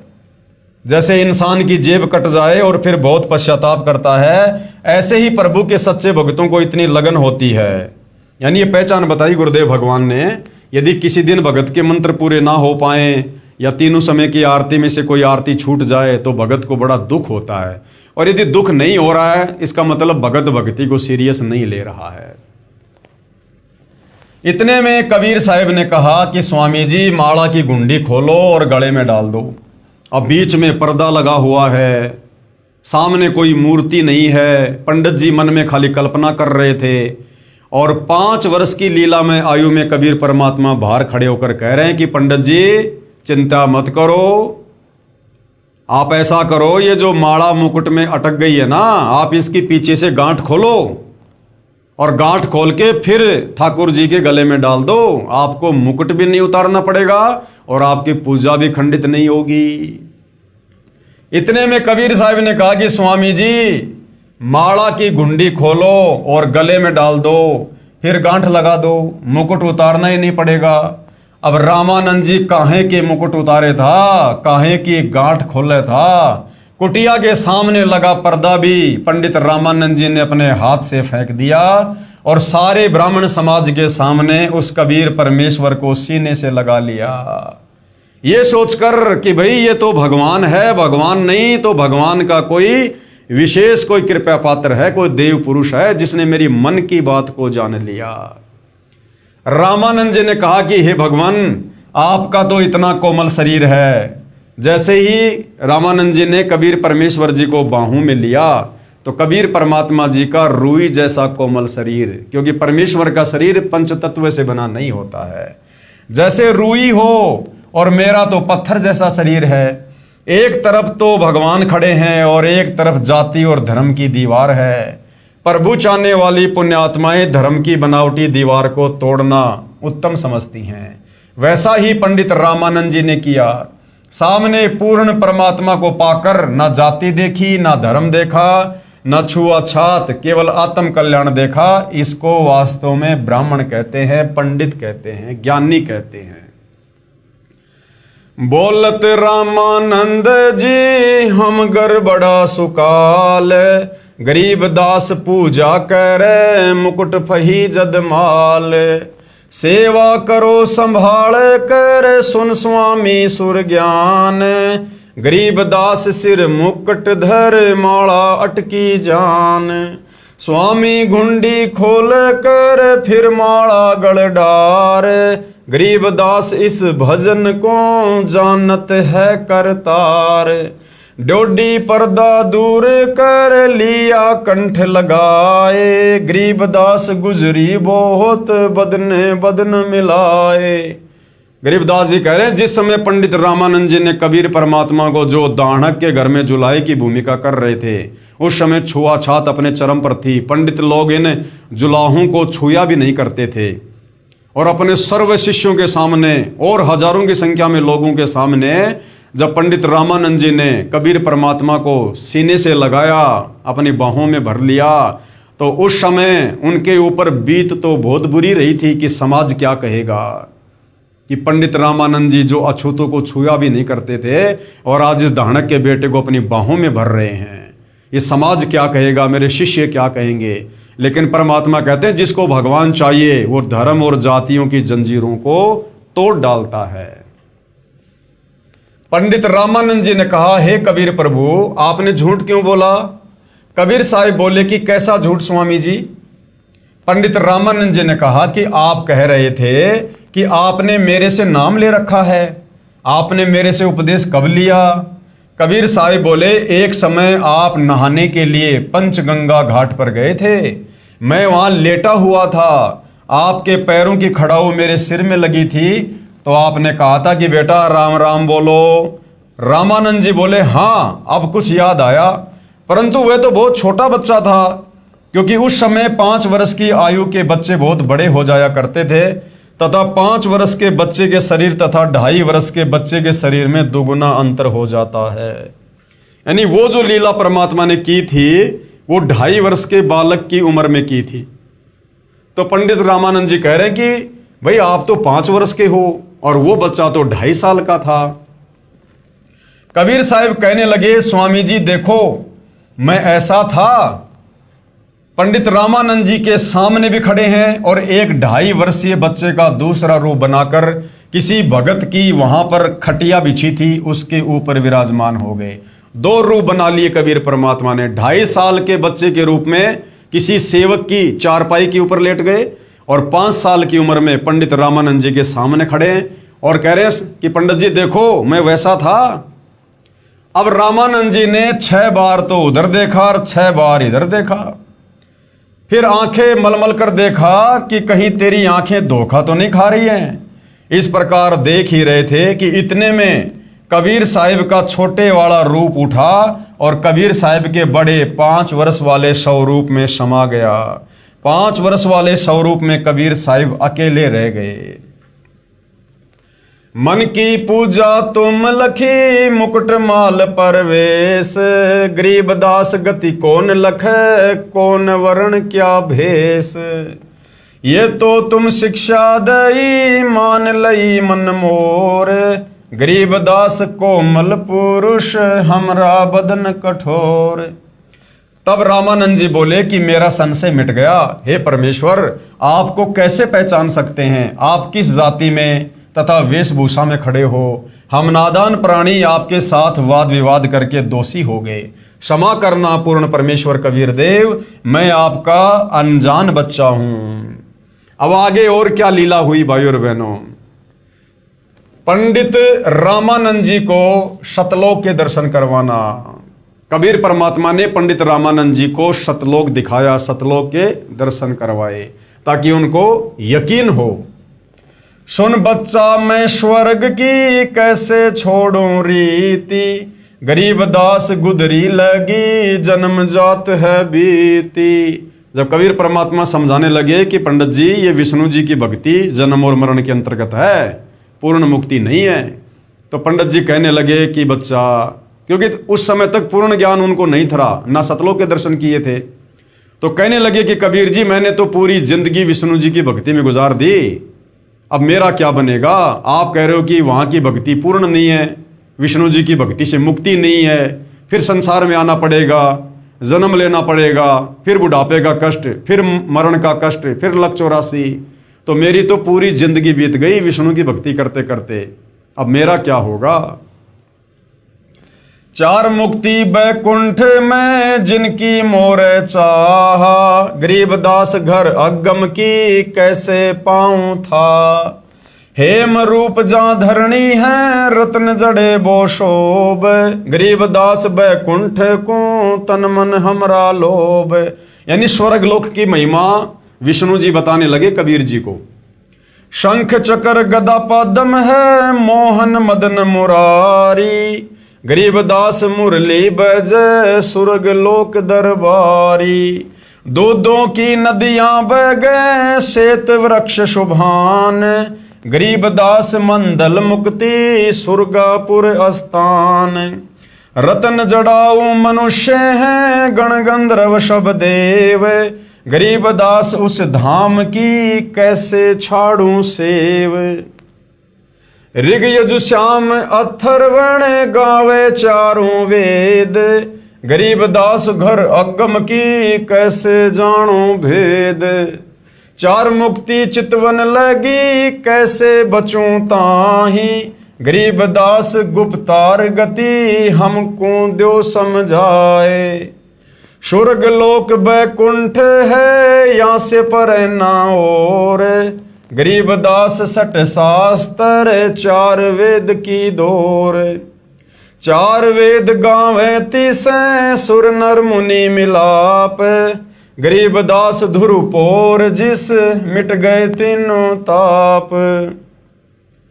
प्रहलाद गए जिस लोक को सुरगापुरी समूल, गरीबदास हरि भक्ति की मैं वंचित हूँ धूल। यानी विष्णु लोक की महिमा बता रहे हैं पंडित जी तत्व ज्ञान के अभाव में कबीर परमात्मा को, कि जहाँ दुरु गए, जहाँ प्रहलाद गए, जिनकी महिमा चारों वेद गा रहे हैं, जिस विष्णु के लोक में दूधों की नदियाँ बहती है, जहाँ पर रत्न जड़ाऊ मनुष्य हैं, गण गंधर्व हैं, वहाँ की धरती श्वेत है। बिंद्रावन गए तिस लोक को सुरगापुरी समूल, गरीबदास उस मुक्ति को कैसे जाऊं भूल। नारद ब्रह्मा तिसरट गावे शेष महेश, गरीबदास बैकुंठ से और परे को देश। 688 जिस जपे और 33 सेव, गरीबदास जहाँ से परे और कौन है देव। यानी विष्णु से बढ़कर और कौन देवता है, विष्णु लोक से बढ़कर और कौन सा धाम है। ऐसी ऐसी बातें पंडित रामानंद जी कबीर परमात्मा को बता रहे हैं, जो उन्होंने चारों वेदों को पढ़कर, गीता जी को पढ़कर जैसा उन्होंने समझा। सुन स्वामी निज मूल गति कहीं समझाऊं तो ही, गरीबदास भगवान को राख्या जगत समोही। तीन लोक के जीव सब विषयवास भरमाए, गरीबदास हमको जप तिसको धाम दिखाए। जो देखेगा धाम को सो जानत है मूज, गरीबदास तो से कहूँ सुन गायत्री गूंज। कृष्ण विष्णु भगवान को जड़ाए हैं जीव, गरीबदास त्रिलोक में काल कर्म सिर सीव। सुन स्वामी तो से कहूँ अगम दीप की सैल, कि स्वामी मैं तुझे शतलोक की बातें बताता हूँ। गरीबदास पूठे परे पुस्तक लाद बैल, कि उस शतलोक की महिमा तुम्हारे इन चारों वेदों में नहीं है, गीता में नहीं है। पोहमी धरणी आकाश थंब चलसी चद्दर सूर, गरीबदास रज बीरज की कहाँ रहेगी धूर। तारायण त्रिलोक सब चलसी इंद्र कुबेर, गरीब दास सब जात है सुर्ग पाताल सुमेर। कि ये तो एक दिन सब नष्ट होगा, सारे लोक नष्ट होंगे। ये चार मुक्ति बैकुंठ बट फना हुआ कई बार, गरीब दास अल्प रूप मग क्या जाने संसार। कहो स्वामी कित रहोगे चौथा भुवन बिहंड, गरीब दास बीजक कहा चलत प्राण और पिंड। सुन स्वामी एक शक्ति है अर्धंगी ओंकार, गरीब दास बीजक तहाँ अनंत लोक सिंहार। जैसे का तैसा रहे परलोफना प्राण, गरीब दास उस शक्ति को बार बार कुर्बान। कोटि इंद्र ब्रह्मा जहाँ कोटि कृष्ण कैलाश, गरीब दास शिव कोटि है करो कौन की आश। कोटि विष्णु जहाँ बसत हैं उस शक्ति के धाम, गरीब दास गुल बहुत हैं अलफ बसत निकाम। शिव शक्ति जासे हुए अनंत कोटि अवतार, गरीब दास उस अलफ को लख सोहो करतार। अलफ हमारा रूप है दम दे ही नहीं दंत, गरीब दास गुल से पर चलना है बिन पंथ। बिना पंथ उस कंत के धाम चलन है मोर, गरीब दास गति ना किसी शंख सुरग पर डोर। शंख सुरग पर हम बसें सुन स्वामी या सैन, गरीब दास हम अल्लफ हैं यो गुल फोकट फैन। जोते कैया सो में लैया बिन देखे नहीं धीज, गरीब दास स्वामी कहे कहाँ अल्फ वो बीज। अब पंडित रामानंद जी कहने लगे कि आप जो शतलोक की महिमा बता रहे हो, जो विष्णु लोक से भी करोड़ों गुना ज्यादा सुंदर है, अजरो अमर है, कहते उसको देखे बिना मुझे कैसे विश्वास हो। जो तय कैया सो में लैया, जो आपने बताया मैंने सुन लिया। बिन देखे नहीं धीज, बिना देखे मुझे शांति नहीं हो सकती। अनंत कोटि ब्रह्मांड फण अनंत कोटि उद्गार, गरीब दास स्वामी कहें कहाँ अलफ दीदार। हम बेहद कहीं ना कहीं थरपी ठोर, गरीब दास निज ब्रह्म की कौन धाम वह पोर। चल स्वामी सर पर चले गंग तीर सुन ज्ञान, गरीब दास बैकुंठ बट कोटि कोटि घट ध्यान। तहाँ कोटि बैकुंठ है नक सरवर संगीत, गरीब दास स्वामी सुने जात अनंत जुग बीत। प्राण पिंडपुर में धसो गए रामानंद कोटि, गरीब दास सर सूरग में रहो शब्द की ओट।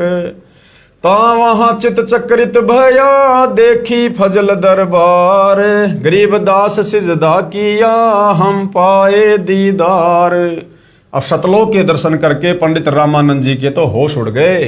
तहाँ वहाँ चित चक्रित भया, दिमाग चकरा गया उनका तो शतलोक की वो महिमा देखकर, शतलोक के नज़ारे देखकर, वहाँ पर परमात्मा को बैठा हुआ देखकर, जब उन्होंने परमात्मा का वहाँ पर दीदार किया, दर्शन किए।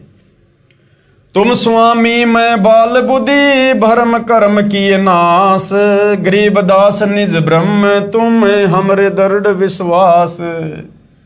और कहा कि स्वामी तो वास्तव में आप हो, मैं तो बाल बुद्धि हूं, मेरे सारे कर्म भरम आपने नष्ट कर दिए अध्यात्म को लेकर। सुन बे सुन से तुम परे उर से हमरे तीर, गरीब दास सरभंग में अविगत पुरुष कबीर। कोटि कोटि सिजदा करे कोटि कोटि प्रणाम, गरीब दास अनहद अधर हम पर से तुम धाम। सुन स्वामी एक गल मुझे तिल तारी पल तोरी, गरीब दास सर गगन में सूरज अनंत करोरी। शहर अमान अनंतपुर रिम जिम होए, गरीब दास उस नगर का मर्म न जाने कोई। सुन स्वामी कैसे लखो कह समझाऊं तो ही, गरीबदास बिन पर उड़े तन मन शीस न होए। रवनपुरी एक चक्कर है तहां धंजे बाए, गरीबदास जीते जन्म या कूले तो समाए। आसन पद्म लगाए कर भृंगनाद को खींच, गरीबदास अचवन कर देवदत्त को ऐंच। काली उनकूली ने रंग जाके दो फुन धार, गरीबदास कूरम्ब सिर तास करे उद्गार। जिसमें लाल गुलाल रंग तीनी गिर है नभ पेच, गरीबदास व नागनी को होने न देव रेच। कुंभक रेचक सब कर उन करत उद्गार, गरीबदास उस नागनी को जीते कोई खिलार। कुंभ भरे रेचक भरे फिर टूटत है पौन, गरीबदास गगन मंडल नहीं होत है रोन। आगे घाटी बंद है इंगला पिंगला दोए, गरीबदास सुषमन खूले तास मिलावा होए। ज्यों का त्यों ही बैठे रहो तज आसन सब जोग, गरीबदास पल बीच पद सर्व शैल सब भोग। कोटि कोटि बैकुंठ है कोटि कोटि शिव शेष, गरीबदास उस धाम में ब्रह्मा कोटि नरेश। आवादान अमानपुर चली स्वामी ता चाल, गरीबदास पर लो अनंत बोहरी न झंपे काल। अमर चीर तहाँ पहरी है अमर हंस सुख धाम, गरीबदास भोजन अजर चल स्वामी निज धाम। बोलत रामानंद जी सुन कबीर करतार, गरीबदास सब रूप में तुम ही बोलनहार। तुम साहिब तुम संत हो तुम सतगुरु तुम हंस, गरीबदास तुम रूप बिन और न दूजा अंश। अब पंडित रामानंद जी क्या कह रहे हैं कि हे परमात्मा जी, अब मेरी सब समझ में आ गया सतलोक देखने के बाद। तुम साहिब परमात्मा भी तुम ही हो, और संत यानी एक भगत की भूमिका भी तुम ही करते हो जो वर्तमान में कर रहे हो, और सतगुरु भी तुम ही हो, और एक अच्छे हंस एक अच्छे भगत की भूमिका भी तुम ही करते हो। गरीबदास तुम रूप बिन और न दूजा अंश। तो भाई और बहनों, वर्तमान में जो जगत गुरु तत्वदर्शी की भूमिका इस सृष्टि में इस पृथ्वी पर जो महापुरुष निभा रहे हैं सतगुरु रामपाल जी, ये स्वयं साहिब हैं, परमात्मा हैं। मैं भगता मुक्ता भया किया कर्म कुंद नाश, गरीबदास अविगत मिले मेटी मन की बांश। दोहूं ठोर है एक तू भया एक से दोए, गरीबदास हम कारणे उतरे हैं मगजोए। गोष्ठी रामानंद से काशी नगर मंझारे, गरीबदास जिंद पीर के हम पाए दीदार। बोले रामानंद जी सुनो कबीर सुभान, गरीबदास मुक्ता भये उदरे पिंड और प्राण। अब इन वाणियों का संक्षेप में गुरुदेव भगवान ने सरलार्थ किया है। कबीर साहिब यानी कबीर देव ने स्वामी रामानंद जी से पूछा कि स्वामी जी आप क्या पूजा करते हो? तो पंडित रामानंद जी ने कहा कि मैं वेदों व गीता जी के अनुसार साधना करता हूं। कबीर साहब ने पूछा कि वेदों व गीता के आधार से साधना करके किस लोक में जाओगे? तो पंडित रामानंद जी ने कहा स्वर्ग में जाऊंगा। कबीर परमेश्वर ने पूछा स्वर्ग में क्या करोगे दाता? तो पंडित रामानंद जी ने कहा कि वहां पर बहुत प्यारे भगवान विष्णु जी हैं, उनके दर्शन किया करूंगा, और वहां पर दूधों की नदी है, वहां कोई चिंता नहीं है, कोई फिक्र नहीं है, मैं वहां आनंद से रहूंगा। कबीर परमेश्वर ने पूछा कि स्वामी जी कितने दिन रहोगे स्वर्ग में? विद्वान पुरुष थे पंडित जी, उनको ज्ञान था, 2 ही मिनट में समझ गए। स्वामी जी बोले मेरी जितनी भक्ति की कमाई होगी तब तक रहूंगा भाई। कबीर साहब ने पूछा फिर कहाँ जाओगे? रामानंद जी ने कहा ना जाने कर्म आधार पर कहाँ तथा किस योनि में जन्म होगा, यानी गधा भी बनूंगा, कुत्ता भी बनूंगा, नरक में भी जाऊंगा। कबीर साहब ने कहा ये क्या साधना, ये क्या भक्ति हुई फिर आपकी? आज आप भक्ति में जी जान लगा रहे हो और उसके बाद कह रहे हो कि मैं लक 84 में जाऊंगा, गधा कुत्ता भी बनूंगा। तो क्या साधना कर रहे हो फिर आप? कबीर साहब ने कहा कि ये क्या साधना? तो स्वामी जी आपने असंख्यों बार की है, ऐसी साधना तो आपने असंख्यों बार की है। कबीर साहब ने कहा कि ये साधना तो स्वामी जी आपने असंख्यों बार की है, इससे जीव मुक्त नहीं हो सकता। आप श्री विष्णु जी की साधना करके स्वर्गलोक में जाना चाहते हो। जो साधक ब्रह्म साधना करके, यानी विष्णु जी की साधना से ऊपर है ब्रह्म साधना, काल की साधना, ओम नाम का जो जाप होता है, जो भगत ब्रह्म साधना करके ब्रह्म लोक में जाते हैं वे भी जन्म मृत्यु के चक्कर में रहते हैं, क्योंकि एक दिन महास्वर्ग जो ब्रह्म लोक में बना है वो भी नष्ट हो जाएगा। गीता जी के 8वें अध्याय का 16वां श्लोक बताता है, पंडित रामानंद जी तो विद्वान पुरुष थे, उनको तो श्लोक उंगलियों पर याद थे। पंडित रामानंद जी ने कहा आप ठीक कहते हो, ऐसा ही लिखा है। कबीर साहिब ने कहा बताओ जी फिर कहाँ रहोगे? न आपके श्री कृष्ण मुरारी ही रहेंगे, ये ब्रह्मलोक, विष्णु लोक आदि के सर्व प्राणी तथा श्री विष्णु जी आदि तीनों देवता भी नष्ट होंगे, फिर आप कहाँ रहोगे गुरुदेव? फिर रामानंद जी विचार करने पर विवश हो गए। परमेश्वर कबीर साहिब जी ने पूछा स्वामी जी गीता जी का ज्ञान किसने बोला? पंडित रामानंद जी ने उत्तर दिया कि श्री कृष्ण जी ने। परमेश्वर कबीर साहिब जी ने कहा स्वामी जी संक्षिप्त महाभारत द्वितीय खंड पेज नंबर 1531 पुराने वाला तथा 667 नए वाला, उसमें लिखा है कि श्री कृष्ण जी तो कह रहे हैं कि अर्जुन मुझे अब वह गीता वाला ज्ञान याद नहीं है, मैं दोबारा वही ज्ञान नहीं सुना सकता। परमेश्वर कबीर साहिब जी ने सर्व प्रमाण बताए। गीता अध्याय 8 श्लोक 13 में गीता ज्ञानदाता ब्रह्म, ये काल ब्रह्मा विष्णु महेश का पिता दुर्गा का पति क्या कह रहा है? ओम इति एकाक्षरम ब्रह्म व्यवहारण माम अनुशमरण ये परियाति तजन देहम स याति परमाम गतम। ये ब्रह्म गीता बोलने वाला ब्रह्मा विष्णु महेश का पिता दुर्गा का पति, ये काल ब्रह्म ज्योति निरंजन, ये गीता अध्याय 8 श्लोक 13 में गीता का ज्ञान देते समय क्या कह रहा है कि भाई अर्जुन मेरा तो एक ओम नाम का मंत्र है।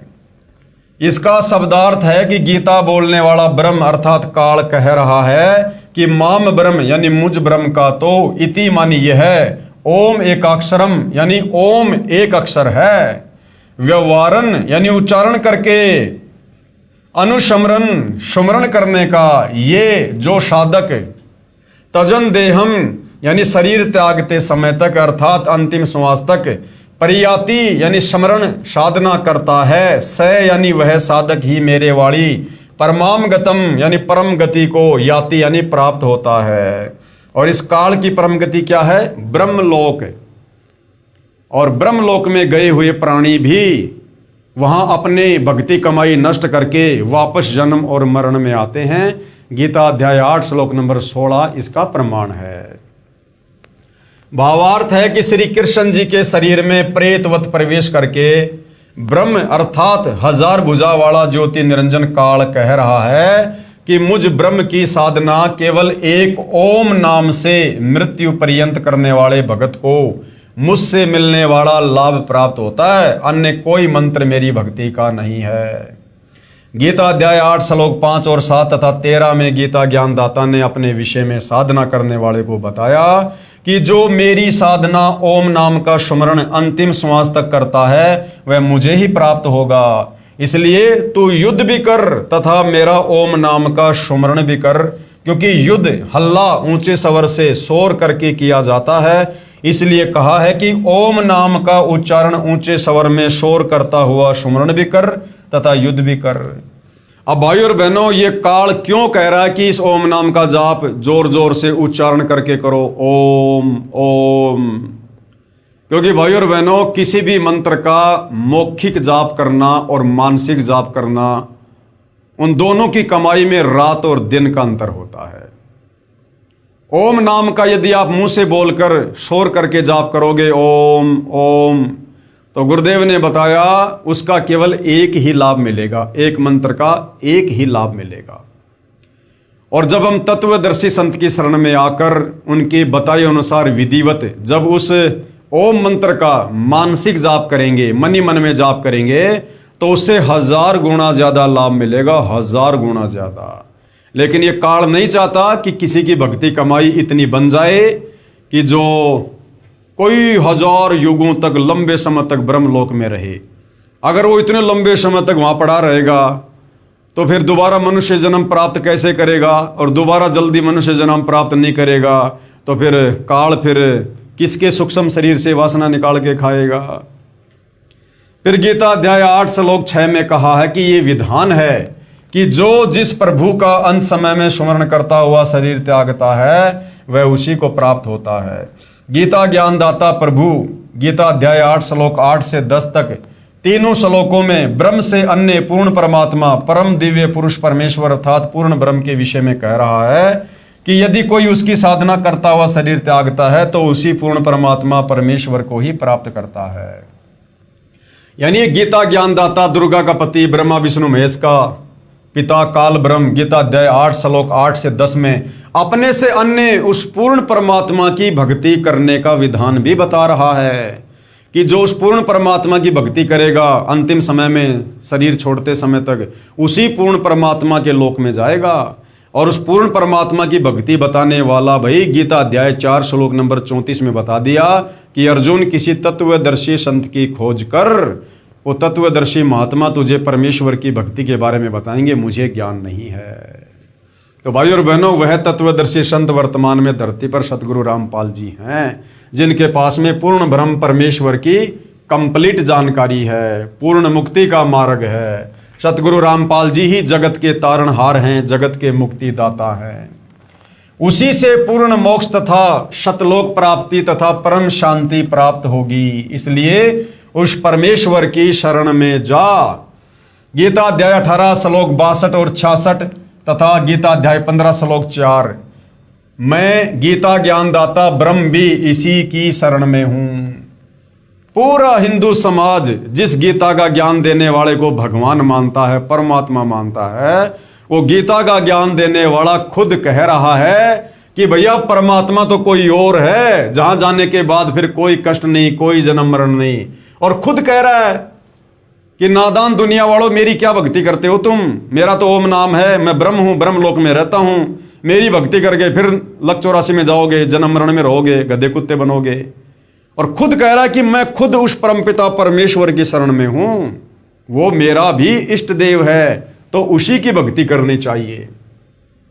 गीता अध्याय 18 श्लोक 62-66, अध्याय 15 श्लोक 4 में गीता ज्ञानदाता ये ब्रह्मा विष्णु महेश का पिता दुर्गा का पति खुद कह रहा है कि मैं भी इसी की शरण हूं।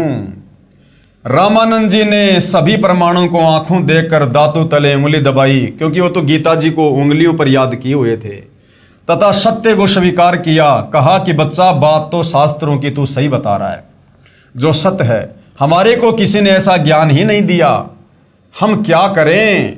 कबीर साहिब ने बताया कि पवित्र गीता जी में ही लिखा है 8वें अध्याय का 8, 9 और 10 श्लोक तथा अध्याय नंबर 18 का श्लोक नंबर 62 पढ़कर देखो। पवित्र गीता जी व पवित्र वेदों को बोलने वाला ब्रह्म ये काल श्री कृष्ण जी में प्रेत की भांति प्रवेश करके कह रहा है कि उस परमात्मा की शरण में जा अर्जुन, तेरा फिर मरण नहीं होगा। गीता का ज्ञान देने वाला भगवान जिसको हिंदू समाज अपना परमात्मा कहता है, वो तो खुद अर्जुन को कह रहा कि अर्जुन तू उस परमात्मा की शरण में जा, वहीं तेरा कल्याण होगा। उसके लिए अध्याय नंबर 4 का श्लोक नंबर 34, उन संतों को खोजो, अर्थात तत्वदर्शी संत की खोज करो जो उस परमात्मा के परम तत्व को जानने वाले हों। तो भाई वो तत्वदर्शी संत वर्तमान में धरती पर सतगुरु रामपाल जी हैं। विलंब इनसे उपदेश लेकर अपनी आत्मा के कल्याण की दिशा में आगे बढ़ो। उस तत्वदर्शी संत को यानी उनको दंड प्रणाम करो, विनम्र व निष्कपट भाव से उनका सत्कार करो।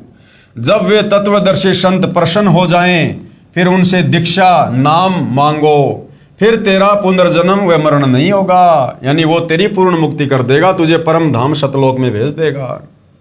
पवित्र गीता अध्याय 15 मंत्र 1 से 4 में कहा है कि यह उल्टा लटका हुआ संसार रूपी वृक्ष है, ऊपर को मूल तो आदि पुरुष अर्थात सनातन परमात्मा है, नीचे को तीनों गुण रजगुण ब्रह्मा, सतगुण विष्णु, तमगुण शिव रूपी शाखाएं हैं। इस पूर्ण संसार रूपी वृक्ष अर्थात पूर्ण सृष्टि रचना को मैं ब्रह्म काल नहीं जानता। ये विचार काल में, यहाँ विचार काल में अर्थात गीता जी के ज्ञान में आपको मैं पूर्ण ज्ञान नहीं दे सकता। उसके लिए किसी तत्वदर्शी संत की खोज कर। गीता अध्याय 4 मंत्र 34। फिर वह आपको सर्व सृष्टि की रचना का ज्ञान तथा सर्व प्रभुओं की स्थिति सही बताएगा। तो वो सृष्टि रचना भाइयों और बहनों इस पवित्र पुस्तक ज्ञान गंगा में, जिस पर वीडियो बन चुके हैं, आप जी देख लेना। कंप्लीट ज्ञान सृष्टि रचना का सर्व शास्त्रों से प्रमाणित करके सतगुरु रामपाल जी ने दे दिया है। तो गीता जी अध्याय 4 श्लोक नंबर 34 में जिस तत्वदर्शी संत की बात कही है गीता ज्ञानदाता के द्वारा, वह तत्वदर्शी संत वर्तमान में सतगुरु रामपाल जी हैं। उसके पश्चात उस परम पद परमेश्वर की खोज करनी चाहिए जिसमें गए साधक का फिर जन्म मृत्यु नहीं होता, अर्थात पूर्ण मोक्ष हो जाता है। जिस परमेश्वर ने संसार रूपी वृक्ष अर्थात सर्व ब्रह्मांडों की रचना की है, मैं यानी ब्रह्म काल भी उस परमेश्वर की ही शरण में हूं, यानी मैं भी उसी का ध्यान करता हूं। इसलिए उस परमेश्वर की पूजा करो। पंडित रामानंद जी बोले कि लिखा तो ऐसा ही है बच्चा, बिल्कुल यो ही है, लेकिन ये सतलोक ने तो किसी से सुना, जिस कारण अब मेरा मन विश्वास नहीं कर रहा कि वह सत्य होगा। कबीर साहब ने पूछा कि आप कैसे साधना करते हो? पंडित रामानंद जी बोले कि मैंने सारे शरीर को साध रखा है। योग अभ्यास के साथ मैं अंदर कमलों में से गुजरकर त्रिकुटी यानी त्रिवेणी तक पहुंच जाता हूं। कबीर साहब बोले कि आप एक बार त्रिवेणी तक पहुंचो। जब रामानंद जी समाधिस्थ हुए, क्योंकि उनका तो प्रतिदिन का अभ्यास था, त्रिवेणी पर जाकर 3 रास्ते हो जाते हैं। प्रत्येक ब्रह्मांड में बने ब्रह्मलोक में प्रवेश करते ही 3 रास्ते हो जाते हैं। इसी प्रकार 20 ब्रह्मांडों के पार 21वें ब्रह्मांड में भी यही व्यवस्था है। एक रास्ता सामने ब्रह्मलोक में बने 3 गुप्त स्थानों को जाता है, जहां पर ज्योति निरंजन यानी इस काल ने 3 रूप बनाकर रहता है। सामने का ब्रह्मरंध्र तुम्हारे इस नाम से नहीं खुलेगा। कबीर परमात्मा ने कहा कि पंडित जी तेरे ओम नाम से ये ब्रह्मरंध्र नहीं खुलेगा, ये ब्रह्मरंध्र भी सतनाम से खुलेगा, क्योंकि ये ब्रह्मरंध्र वो रास्ता है जहां से हम सतलोक जाते हैं। कबीर साहब ने श्वास के द्वारा अपना सतनाम उच्चारण किया, सामने का द्वार खुल गया। कबीर साहब ने कहा कि अब आपको काल भगवान दिखाता हूं। अब तेरे विष्णु से ऊपर जो काल भगवान है ना, जिसको तुम निराकार निराकार कहा करते थे, तुझे वो दिखाता हूं। वो ब्रह्म जिसने श्री कृष्ण के शरीर में प्रवेश करके और गीता जी का ज्ञान बोला था, जिसको आप निराकार कहते हो, जो गीता में कहता है कि मैं सबको खाऊंगा, जिसने अटल प्रतिज्ञा कर रखी है मैं किसी को अपने काल रूप में दर्शन नहीं दूंगा। तो पंडित जी अब मैं आपको उस काल के दर्शन करवाता हूं। अर्जुन, मैं कभी किसी को दर्शन नहीं देता, मैं कभी किसी के सामने प्रत्यक्ष नहीं होता। कबीर साहब ने कहा कि अब आपके समक्ष उस काल को दिखाता हूं। पहले तो एक ब्रह्मांड में बने ब्रह्मलोक में गुप्त स्थानों पर दिखाया, ब्रह्मा विष्णु व शिव रूप धारण किए था। फिर ब्रह्मलोक को पार करने के द्वार से निकलकर 21वें ब्रह्मांड में ले गए। ब्रह्मलोक से आगे जाने वाले रास्ते को भी, जो जटा कुंडली सरोवर के ऊपर है, अपनी नजरों में रखता है कि कोई निकल ना जाए। 21 ब्रह्मांड का जो अंतिम लोक आता है वह काल ब्रह्म क्षर पुरुष का अपना स्थान है। वहां पर वह उसी भयंकर रूप में बैठा है, काल रूप में, जो इसका असली रूप है। कबीर साहब ने कहा देखो वो बैठा तुम्हारा निराकार भगवान, जिसको तुम निराकार कहते हो। क्योंकि योगियों ने वेदों के आधार पर ओम नाम से साधनाएं की, परमात्मा तो मिला नहीं, सिद्धियां आ गई, स्वर्ग चले गए, महास्वर्ग गए, फिर पशु बन गए। इसलिए प्रभु को सभी ने निराकार मान रखा है कि वह दिखाई नहीं देता। और वेदों में लिखा है कि भगवान आकार में है। जब काल के पास पहुंचे तो कबीर साहिब ने अपना सार नाम के साथ सतनाम उच्चारण किया। उसी समय काल का सिर नीचे झुक गया। काल के सिर के ऊपर वह द्वार है जहां से सतलोक जाया जाता है तथा परब्रह्म के लोक में प्रवेश होते हैं। उसके बाद एक भंवर गुफा शुरू होती है। एक भंवर गुफा काल के लोक में भी है। काल के सिर पर पैर रखकर कबीर जी के हंस निर्विकारी साधक ऊपर जाते हैं। ये काल उसकी पौड़ी का काम करता है, यानी सीढ़ी का काम करता है। परब्रह्म के लोक को पार करके कबीर साहब श्री रामानंद जी की आत्मा को सतलोक ले गए। वहां पर भी एक भंवर गुफा है। सतलोक में जाकर श्री रामानंद जी ने देखा कि कबीर साहब कबीर देव अपने वास्तविक रूप में बैठे हैं, अपने वास्तविक तेजोमय रूप में सतलोक के सिंहासन पर बैठे हैं कबीर परमात्मा। वहां पर कबीर साहब का इतना तेज है कि एक रोमकूप में जैसे करोड़ों सूर्य और करोड़ों चंद्रमाओं की जो मिली जुली रोशनी परंतु गर्मी ना हो, उससे भी अधिक है। कबीर साहब वहां जाकर अपने ही दूसरे स्वरूप के ऊपर चवर करने लगे, यानी बालक रूप में कबीर परमात्मा अपने सतलोक के सिंहासन वाले स्वरूप पर चवर करने लगे। श्री रामानंद जी ने सोचा कि भगवान तो ये है जो सिंहासन पर विराजमान है और ये कबीर यहाँ का कोई सेवक है, परंतु लोक सबसे न्यारा है, परमात्मा का बहुत तेज है, ऐसा सोच ही रहे थे। इतने में परमात्मा का तेजोमय रूप सिंहासन से उठा और 5 वर्षीय बच्चे के रूप में परमेश्वर कबीर जी तख्त पर विराजमान हो गए। परमेश्वर का जो वास्तविक तेजोमय रूप नजर आ रहा था वह बालक रूप कबीर साहिब पर चवर करने लगा। उसके बाद कबीर साहिब का दूसरा तेजोमय रूप बालक वाले रूप कबीर साहिब में समा गया और अकेले 5 वर्षीय बच्चे के रूप में कबीर परमेश्वर तख्त पर विराजमान थे। चवर ऑटोमेटिक चल रहा था। इतने में रामानंद जी की आत्मा को वापस शरीर में भेज दिया। उनकी समाधि टूटी, सामने देखा कबीर साहिब 5 वर्ष के बच्चे के शरीर में बैठे हैं। तब स्वामी रामानंद जी ने कहा, यानी सतलोक में इस अद्भुत लीला को देखकर, परमात्मा को स्वयं असंख्य ब्रह्मांडों के सिंहासन पर बैठा हुआ देखकर, फिर पंडित रामानंद जी ने क्या कहा, जिस वाणी को आदरणीय गरीबदास जी ने अपनी अमृत वाणी में लिखा है। ता वहां चित चक्रित भया देखी फजल दरबार, गरीबदास सिजदा किया हम पाए दीदार। सतलोक में असंख्य ब्रह्मांडों के सिंहासन पर 5 वर्षीय बालक को, जो परमात्मा लीलामय आयु में 5 वर्ष की उम्र में लीला कर रहे थे, जब पंडित रामानंद जी ने सतलोक में सिंहासन पर बैठा हुआ देखा तेजोमय शरीर में, और जब वापस परमात्मा ने पंडित रामानंद जी की आत्मा को शरीर में भेजा और देखा कि सामने वही बालक खड़ा हुआ है, तो पंडित रामानंद जी क्या कह रहे हैं, तहाँ वहां चित चक्रित भैया, यानी सतलोक के वो नज़ारे देखकर, वो लोक देखकर, परमात्मा का तेजोमय रूप देखकर मेरी तो बुद्धि चक्रित हो गई। देख फजल दरबार, परमात्मा के दरबार को देखकर, और गरीबदास सिजदा किया। पंडित जी ने 5 वर्ष की लीला में उम्र में कबीर परमेश्वर को सिजदा किया, दंडवत किया और कहा कि हम पाए दीदार, हमने तो सतलोक में आपके वास्तविक जो है रूप के दीदार कर लिए।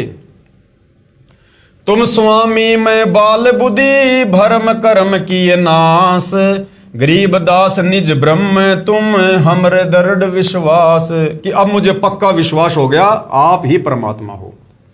सुन बेसुन से तुम परे उर से हमरे तीर, गरीबदास सरभंग में अविगत पुरुष कबीर। कोटि कोटि सिजदा करे कोटि कोटि प्रणाम, गरीबदास अनहद अधर हम पर से तुम धाम। बोलत रामानंद जी सुन कबीर करतार, गरीबदास सब रूप में तुम ही बोलनहार। तुम साहिब तुम संत हो तुम सतगुरु तुम हंस, गरीबदास तुम रूप बिन और न दूजा अंश। मैं भगता मुक्ता भया किया कर्म कुंद नाश, गरीबदास अविगत मिले मेटी मन की बांश। दो ठोर है एक तू भया एक से दोए, गरीबदास हम कारण उतरे हैं मगजोए। बोलत रामानंद जी सुन कबीर करतार, गरीबदास सब रूप में तुम ही बोलनहार। पंडित रामानंद जी ने कहा कि हे परमेश्वर, हे कबीर परमात्मा, हे कबीर करतार, सर्व सृष्टि के रचनहार, आप ही सर्वव्यापक हैं, सर्वंग परमात्मा हैं, पूर्ण परमेश्वर हैं। दहू ठोड़ है एक तू, दोनों जगह आप ही हो। यहाँ धरती पर भी आप लीला कर रहे हो, सतलोक में भी आप बैठे हो। और भैया एक से दो, गरीबदास हम कारणे तुम आए हो मगजो, सतलोक से यात्रा करके तुम हमारे कारण आए हो यहाँ, हमें वापस सतलोक ले जाने के लिए। हे परमेश्वर कबीर, आप दोनों जगह सतलोक में तथा मेरे समक्ष आप ही हो। एक से दो रूप बनाकर हम तुच्छ जीवों के लिए यहाँ पर आए हो। मैं भगता मुक्ता भया और कर्म कुंद भय नाश, गरीब दास अविगत मिले, मिट गई मन की बांश। मेरा सारा सन से समाप्त हो गया। रामानंद जी 104 वर्षीय महापुरुष और 5 वर्षीय बच्चे कबीर परमेश्वर को कह रहे हैं कि मैं आपका दास मुक्त हो गया और मेरे मन की भ्रमणा भटकना समाप्त हो गई। मुझे परमात्मा के वास्तविक स्वरूप का दर्शन हो गया। हे पूर्ण परमात्मा कबीर साहेब, कबीर देव, चारों पवित्र वेद व पवित्र गीता जी आप ही का गुणगान कर रहे हैं। स्वयं कबीर देव कबीर परमेश्वर ने भी कहा है कि वेद हमारा भेद है, मैं ना वेदन के माही, जिस वेद से मैं मिलूं वेद जानते नाही। भावार्थ है कि चारों पवित्र वेदों में ज्ञान पूर्ण परमात्मा का ही है, परंतु पूजा की विधि केवल ब्रह्म काल तक की है। परमेश्वर कबीर यानी कबीर देव की पूजा विधि के ज्ञान व तत्व ज्ञान के लिए पवित्र वेदों तथा पवित्र गीता जी में कहा है कि उसे तो कोई तत्वदर्शी संत ही बता सकता है, जो स्वयं ही परमेश्वर होता है। ध्यान दो भाइयों और बहनों, क्या कहा गया है, क्या कहा जा रहा है कि परमेश्वर कबीर की पूजा विधि के ज्ञान व तत्व ज्ञान के लिए पवित्र वेदों तथा पवित्र गीता जी में कहा है कि उसे तो कोई तत्वदर्शी संत ही बता सकता है। यानी सतलोक की जानकारी, कबीर परमात्मा की जानकारी, पूर्ण मोक्ष की जानकारी कौन बता सकता है? उसे तो कोई तत्वदर्शी संत ही बता सकता है। तो वर्तमान में धरती पर तत्वदर्शी संत कौन है? सतगुरु रामपाल जी। और वह तत्वदर्शी संत कौन होता है? जो स्वयं ही परमेश्वर होता है, जो खुद परमात्मा ही होता है। अब यहां सतगुरु रामपाल जी आप और हम नादानों की नादान बुद्धि को देखते हुए अपने आप को छुपा कर कह देते हैं कि मुझे तो कबीर परमात्मा ने भेजा है, मैं तो कबीर जी का सेवक हूं, मुझे तो कबीर जी ने यहां पर दास बनाकर भेजा है। लेकिन भाइयों और बहनों, वो कबीर परमात्मा समर्थ है, उसने अपना ज्ञान बताने के लिए, समझाने के लिए किसी दास को भेजने की आवश्यकता नहीं पड़ती है। और जब से काल की सृष्टि रची है, अनंत करोड़ बार परमात्मा आ चुके हैं। हम विशेषकर 4 युगों का इतिहास जानते हैं, सतयुग से लेकर वर्तमान तक का। सतयुग से वर्तमान तक किसी भी धर्मशास्त्र में यह जानकारी नहीं है, वो चाहे 5वां वेद सूक्ष्म वेद क्यों ना हो, कि कबीर परमात्मा ने हम काल जाल में फंसी आत्माओं को बाहर निकालने के लिए, ज्ञान समझाने के लिए किसी संत को या किसी आत्मा को सतलोक से भेजा हो। ये कबीर परमात्मा स्वयं ही आते हैं।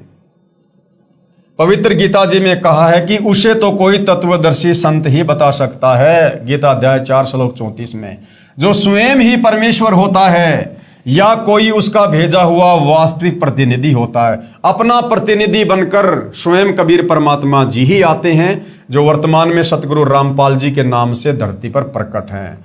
उससे उपदेश प्राप्त करके पूर्ण मोक्ष व परम शांति प्राप्त होती है। दूसरा भाइयों और बहनों, इस काल के लोक से बाहर निकलने का विकल्प रास्ता नहीं है। तो भाइयों और बहनों, ये आप और हमारे विश्वास के लिए पूज्य गुरुदेव सतगुरु रामपाल जी ने, जो स्वयं कबीर भगवान है, कबीर परमात्मा है, इतने प्रमाण आप और हमें दिए जा रहे हैं ताकि हमें विश्वास हो कि हाँ, ये सृष्टि रचना परम सत्य है जो बताई जा रही है। ये कोई बच्चों का खेल नहीं है, कोई बच्चों की बात नहीं है ये। तो भाइयों और बहनों, अब आप और हमें इतने सारे धर्मशास्त्रों से प्रमाण देखकर, इतने सारे महापुरुषों के प्रमाण देखकर, जिन्होंने आंखों सतलोक देखा, सतलोक देखी महिमा उन्होंने अपने ग्रंथों में लिखी, और वर्तमान में सतगुरु रामपाल जी ने सर्व धर्मशास्त्रों से प्रमाणित कर दिया है। तो भाइयों और बहनों, हमारे मन का ये संशय अब मिट जाना चाहिए, खत्म हो जाना चाहिए कि वास्तव में एक परमात्मा कौन है, सर्वशक्तिमान परमेश्वर कौन है, जिनकी शरण प्राप्त करके, जिनकी भक्ति करके हम इस काल बलि के 21 ब्रह्मांड से, यहाँ के जन्म मरण के कष्ट से, 184 योनियों के कष्ट से, नरक के भयंकर कष्ट से मुक्त होकर अपने निज घर सतलोक जा सकते हैं, जहाँ जाने के बाद साधक फिर लौटकर इस गंदे संसार में वापस नहीं आता है। उसके लिए भाई और बहनों, ज्ञान को समझना बहुत ज़रूरी है। और इस ज्ञान को समझाने के लिए सतगुरु रामपाल जी ने ज्ञान गंगा सहित सैकड़ों की संख्या में पुस्तकें लिखी हैं, हजारों की संख्या में रह रहकर तत्व ज्ञान युक्त सत्संग किए हैं। ना जाने कौन सी बात हमारी समझ में आ जाए और हम इस ज्ञान से परिचित होकर सतगुरुदेव भगवान से उपदेश लेकर अपनी आत्मा का कल्याण करवा सके। वरना भाई और बहनों, इस काल के लोक में काल प्रेरणा से हर तरफ, चाहे कोई साधु संत महात्मा आचार्य शंकराचार्य मुल्ला पोप पादरी कोई भी हो, ये केवल आपको भटकाने का काम करेंगे, आपको काल के जाल में फंसाए रखने का ज्ञान देंगे। क्योंकि कबीर परमात्मा के अलावा जब ये तत्वदर्शी संत के रूप में आते हैं तो उनके अलावा जितने भी साधु संत महात्मा होते हैं वो काल प्रेरित होते हैं, काल के द्वारा भेजे गए होते हैं। उन संतों का स्वार्थ सबसे आगे होता है। उन्होंने केवल अपना धार्मिक धंधा चलाना होता है, उन्होंने लोगों के आत्म कल्याण से कोई मतलब नहीं होता है। वे स्वयं काल के जाल में होते हैं, शास्त्र विरुद्ध साधना करते हैं। आप लोगों को उपदेश देकर कहाँ से वो सतलोक की सैर करवा देंगे। तो भाई और बहनों, आज मौका है, सुअवसर है। अनंत करोड़ युगों के बाद ये बिल्ली के भाग का छीका टूटा है। थोड़ी सी रुचि दिखाओ, थोड़े निष्पक्ष होकर धैर्य के साथ सतगुरु रामपाल जी के द्वारा लिखी पुस्तकें पढ़ो, उनके द्वारा किए गए सत्संग सुनो। अवश्य परमात्मा दया करेंगे, ज्ञान समझ में आएगा और उपदेश लेकर अपनी आत्मा का कल्याण करवाइए। हम केवल आप लोगों से प्रार्थना ही कर सकते हैं। तो भाई और बहनों, आज के वीडियो में केवल इतना ही।